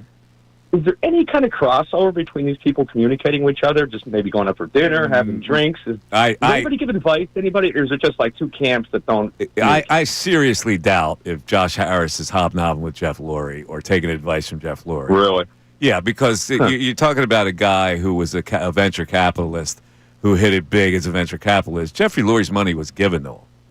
So he parlayed mommy's money into great wealth by buying the Philadelphia Eagles, but he didn't he wasn't a successful venture capitalist. He didn't make his millions. He was given his millions. Handed to him like silver spoon. But they're not stupid enough to believe that their organization can generate what football does. All these team owners know that the Eagles are king. But I hear you. It's incompetency in ownership. See, as an owner, the best you could do is hire the right people to run the freaking thing. And Josh Harris has had the wool pulled over his eyes, in my opinion. This regime has not been successful. So I would have plunged it out, and they didn't. They're going to continue it. Huh. It's surprising. I guess it's ego between filthy rich guys that they're just too. Yeah, they got their own camp. I'm not, they got their own camp of filthy rich guys. I don't know. Jeffrey Lurie's one rich guy. The Sixers have their camp of rich guys. True. Yeah. It's a different dynamic. I guess. Yeah, true. I just wonder, you see one that's just been in the hopper forever, and you see one on the rise and becoming maybe a dynasty. And no, I hear you. I just wondered if they ever socialized together. That's all. Yeah, they maybe they do. Guess, it is possible that they've socialized by accident or at some kind of a party or whatever. But I don't think that they hobnob or something. Yeah, I don't think they hobnob. And on the Adam Sandler point, yes. I'm sorry. Go ahead, Mike. No, I was going to ask you what Adam Sandler movie did we miss? Oh, it's called Spaceman. One word, Spaceman. And as I told the screener, Spaceman. Okay. No the Spaceman, just Spaceman. And Adam Sandler, great. I mean, he's acting. I never had any opinion of Adam Sandler any way or another, but after watching that movie, I was really impressed by his acting skills. And it's a good movie. It's a very, very, very good movie. This is a recent movie. Oh, yeah, it's recent. It's probably in the past year, maybe two. I think it's within the year, maybe a year and a half or so, but it was on either Netflix it's or sci-fi, right? Amazon It's a sci-fi movie? It is, but it's not. It's more of a relationship movie. He's in space, alone, spaceman, and he's traveling alone. All of a sudden, his ship, whatever it is, gets he picks up a passenger that he's unaware is even there, and it's this alien thing. I won't tell you too much about it. It is really interesting. Even into sci-fi, this isn't technically a sci-fi movie, but he starts to build a relationship with this creature, and then it's a lot of flashback. Him coming back, going through his thoughts about it, because he had to leave his whole life and family, kids, and everything behind him on Earth, and so he's. I'm gonna have to check that out. Also deal with an alien. I'm seeing it right now. Yeah. It's based on a novel called The Spaceman of Bohemia. Stars Adam Sandler, Carey Mulligan, Lena Olin, Isabella Rossellini, and Paul Dano. Czech cosmonaut Jakub Procházka is 6 months into a space mission to investigate a mysterious cloud of dust and particles called Chopra lying beyond Jupiter. The Czech mission has arrived shortly before a competing South Korean mission. Jakub struggles with loneliness and misses his wife, Lenka, who recently stopped talking with him after he left her and their unborn daughter to go on the mission. What do you think, Ray? Is it hooking you? The first comment we got on the YouTube chat, it was horrible. I'm a sci-fi dork. It was bad. That's from JM. It was. I had never even heard of it, and it was the 2024 American science fiction film. 2024? Yes, it was last year. Man, I've never heard of it. Nope. I'll be honest with you. He played a Czech cosmonaut. Czech cosmonaut. Czechoslovakia doesn't even exist anymore. Or does it? Czechoslovakians exist? I always get confused. You know me with the geopolitical politics? Yeah, the Czech Republic still exists. Yeah, Czech Republic. Not Czechoslovakia, but the Czech Republic. All right, 610-632-0975. Rotten Tomatoes, 50% positive rating. Wow. An average rating of 5 out of 10. Well, that makes sense. One guy called, said it was a really interesting watch. The first guy that commented on it said stunk. 50%. There you go. Mike Missanelli Show continues. Previously on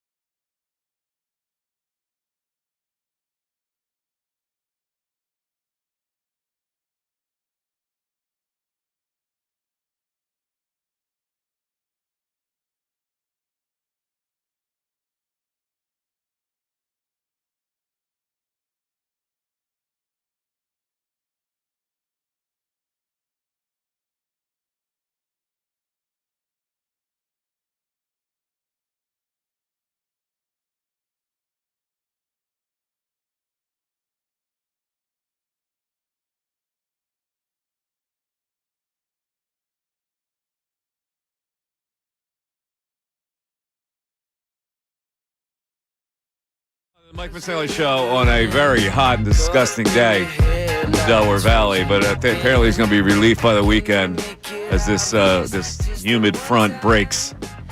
The Eagles practiced in it today, though, and Vic Fangio had no problem with the hot weather. He's just an old school guy to the point where, there's some players that when it's really cold out, they'll come out for pregame warm-ups with no shirt just to prove that it's not cold for me, man. I'm tough. Vic Fangio is the opposite. He was wearing sweatpants and a sweatshirt today in this stifling 90 to 100 degree heat, and he talked about it. Right? Let's hear what Vic had to say about these hot games. It's not hot today. That's a mindset. We're going to play some hot games in September, and if you cave to a hot day in training camp, we're in trouble. There you go. That's an old school philosophy, and it works. We're in trouble. We let the Heat defeat us. What happens during the game? Is the Heat going to defeat us then? It did in Tampa last year. Yes, that was one of the excuses that people threw around when they fell to 2-2 and lost to the Buccaneers. Well, it was 100 degrees out there. That is true. Buccaneers played in that heat. Yeah. Vic has turned into a charmer. And you can also read between the lines when he speaks, right? When he was asked about defensive ends, you can kind of like get the impression of what he's thinking. This is Vic Fangio 15, Ray. I feel good about Nolan, and Jalix is making good strides. After that, we got some heavy competition going on. And, nobody's really truly surfaced yet, good or bad. Hopefully over the course of this camp and preseason games, that will play itself out. All right, read between the lines, Ray. What's he saying there? If I'm reading between the lines on that one, we like the top two guys. Nolan Smith's great. Jalix Hunt looks pretty good. Everyone else leaves a little bit to be desired. Also, he's kind of downplaying, like whatever gains the offense makes on his defense right now, he chuckles at because he's got much more stuff apparently that he has to install. Let's hear him talk about that. That's Vic Fangio 17. Where are you with install of the defense? Cam mentioned he thought it was completely installed. Is that the case? Totally installed? Yeah. No. I didn't know if he would know, but he thought it was. Cam Jurgens. Oh, Cam Jurgens. Our center? Yeah. What did he say? He thought it was completely installed. Our defense? Yeah. No, we got some stuff for him. How dare Cam Jurgens trot on his territory? Oh, our center? That's an offensive play. It has nothing to do with what we do here. It's one of my favorite things that the beats will always remind you of early on in training camp. Well, the defense usually comes along a lot earlier than the offense. Yeah. Defense, it's a lot easier to get what they need to get done. They're going to be steps ahead of the offense. Don't freak out if the offense doesn't have a good day. I like Vic Fangio saying, hey, we still got more for you. Yeah, we got more for you. It's like pitching is ahead of the hitters. Yeah. At this stage. Now, I'm trying to figure out A.J. Brown, and I'm trying to figure out people who want to downplay the celebration. I think the Eagles are going too overboard to downplay the fact that they won. And the more you talk about we're moving on and it's not fulfilling, and then we got to move on and we celebrate it, and now it's a new chapter. I don't understand why when you force feed that, it seems like it works backwards. Like, yeah, we're good. We were really good last year, but this is we got to move on from that. But we have to acknowledge that we won something. Let's hear what A.J. Brown had to say. Speaking of how the Super Bowl win wasn't as fulfilling. Now, he said this before, and he said it in another interview. Here it is. I'll say like 2 or 3 days afterwards, honestly. I was so excited. Man. I was so excited to win and to try to feel that fulfillment, and it wasn't fulfilling, to be honest. It was just days like these are fulfilling. It's the process. It's coming out and going to war with your brothers in 95-degree heat, and just really just playing the game. Obviously, like, we want to win and we're doing it to win, but, it's a part of the process, the everyday journey, and it's the hunt for me, so. It's the hunt for him. So the hunt is fulfilling, but yeah, he said this wasn't fulfilling either. What fulfills him? What's the fulfillment for A.J. Brown? The hunt. The Heat, being out there, playing, being alongside the guys. I guess that's what fulfills him. I guess maybe he thought that winning the Super Bowl was going to give him this crazy feeling, and it really didn't. Well, I think the people try to downplay it. It does give you the crazy feeling. It's got to give you the crazy feeling. You're at the top of the mountain, and you try to downplay it because that sounds better. Like, it sounds better to say, yeah, we experienced the moment, but now it's time to move on and go. I get it. Like, you're going to do that anyway. I don't know if you have to say it. He did the exact same thing, though, like 3 days after. Like, we hadn't even had the parade yet, and he was already like, wow, it wasn't really that fulfilled. It's not like he's buying into camp conjecture, like, oh, I heard Sirianni say it, I'm going to run with that. He was ahead of everyone on this. It's like the Wednesday after the Super Bowl, he was like, I'm good. That was cool. I'm ready to move on. Yeah. I personally, again, don't get it. Like, me personally, I would have had the Cooper DeJean offseason. For sure. I would have been out celebrating it. I would have made every possible deal on it. I would have enjoyed the absolute, what out of it. Yeah, you would have. Right. I don't know. Again, like this kid is probably too good to be affected by that. But I always worry about that. The curse of the football gods when they smote you. I know, but it's not that I even can kind of understand where AJ Brown's coming from, because I don't think I think if I won the Super Bowl, I probably would have been everywhere. I think that just I would have not been Wednesday after the Super Bowl. Mm-hmm. I probably just would be getting back to reality of wow, real life is happening. It's not just one big party. Yeah. Whereas he was I wasn't fulfilled by it, and he's run with that all off season. Well, here's an example of Cooper DeJean. This is the beauty of Fangio, because he's working him at every position, and the kid is probably really good at every position he puts him in, but he doesn't want to go too far with the praise of the kid. So. Talking about Cooper DeJean's work at safety, Vic Fangio 12. I think it's going fine. We just haven't, to be honest, we haven't had enough snaps of it for him.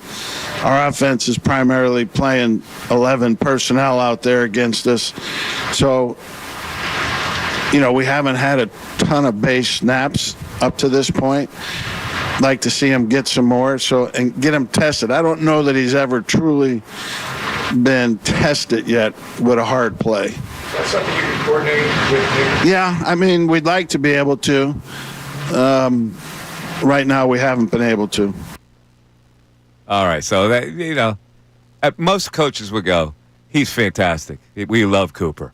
No matter where we put him, he does the job. But Fangio's like, he hasn't been tested yet. This guy's my favorite coach. He's amongst my favorite coaches of all time. He is the absolute best. He is must listen to press conference. Yeah, he's just brutally honest. In a lot of ways, Stoutland's brutally honest like that too. But Stoutland doesn't give you the he's brutally honest with his players, maybe not with the press as much. And he doesn't get the weekly spot that we get with Fangio. Yeah. I'll be honest. There are times, especially Kellen Moore last year. Once we finally started counting the obvious leads, I was in. But there were times during Kellen Moore last year where I'm like, what am I going to have for dinner tonight? Is there something after the show that I got to make sure I'm like, your mind just wanders because it's the same thing. Well, obviously we want to see the passing game get better. And obviously we'd like to see Saquon stay healthy this season. It's like he's just giving you just this run-of-the-mill basic PR crap that you can't turn into anything. Fangio's like, Adoree Jackson better prove it here or his career's over. Yeah. Sucks. Can we actually hear that? Yeah. Let's hear that one. Which one is that? I didn't watch a whole lot of tape on him, how he kind of wanted to sign him, and when Howie wants to sign somebody, it doesn't matter what I say. So we just took him in, and I didn't really watch a lot of his tape last year, but I've seen him play over the years. Saw him when he was coming out of college. So, yeah, and Vic Fangio number 4 is the killer quote, where he says this is his time to show whether he can play or not. Yeah, I don't know if I think it's the place. I think it's time for him to show that. He in Tennessee, when it came time to re-sign him, after his contract was up, they didn't. The Giants, his contract was up, they didn't. It's time to show who he is or who he isn't. Or who he isn't. It's amazing. He just throws out. A couple teams had a chance to sign him. They didn't. And if you're Adoree Jackson, you go, that son of a gun. Like, what? Why do you have to remind people? And that's probably a motivating tool that he does. I don't know if he does it on accident or he does it consciously because he's a genius that way. You know? I think that's just who he is. I think it's a take it or leave it thing. If he's that honest with us, there's no methodology at all. He just blurts it out. I think he's like, this guy's either going to respond to my coaching and play well, or he's not. And this is a part of my coaching. This is who I am. Like, if you can't take me being honest to the media, you're not going to be able to take me in a meeting room. I think that's really the way he comes across. I really don't think, like, just the number of guys who haven't enjoyed playing for him, I think he's just that brutally honest with you at all times. Yeah, he's just one of those guys, then. He's brutally honest, and some players can handle it, and a lot can't, like what happened in Miami. Yeah. They bucked up against it. Here, the culture is such that guy's not going to ruffle any feathers. He's got the hammer. And he's got enough young players that just think this is the way of the world. Like, I think that's a big thing going to his benefit here is he really doesn't have a lot of guys who experienced anything else. And if they had experienced anything else in Philadelphia, it was the Desai Patricia mess. And they're like, well, this makes a lot more sense than what they were trying to do that season. All right, so what did we solve today, Ray? Phillies lost the game last night. They're not going to lose another game to the Chicago White Sox. The big trading deadline looms over everybody. That's the most important thing. Certainly more important than the Phillies losing the game last night. Bryce Harper, we talked about maybe with that whole thing, maybe was it just another way of pandering? We talked about Vic Fangio today, and we talked about me inheriting 99 million euros. And I will keep everybody posted on that because I know people are invested. Yes, I've already planned a vacation. They would love for me to inherit 99 million euros because of my apparent cousin, engineer Eldrick Missanelli in Belgium. I don't know if people would be excited for you to do it. You don't think so? To be honest, there are people that were concerned about your future when you said that you would leave. Well, I think people worried. would be excited to have me leave. To be honest with you, YouTube chat was worried. People go, I hope he does inherit 99 million so he can get rid of his ass. That's what the YouTube chat was saying. They were upset. They were upset. They didn't want. No, Mike can't go. No, Mike. If Mike inherits 99 million, sayonara, folks. I hate to break it to you. I mean, I hate to leave you, but I have to. Yeah. Coming With up that next. $10, I might be able to retire too. You got the $10. You can buy yourself some cigarettes.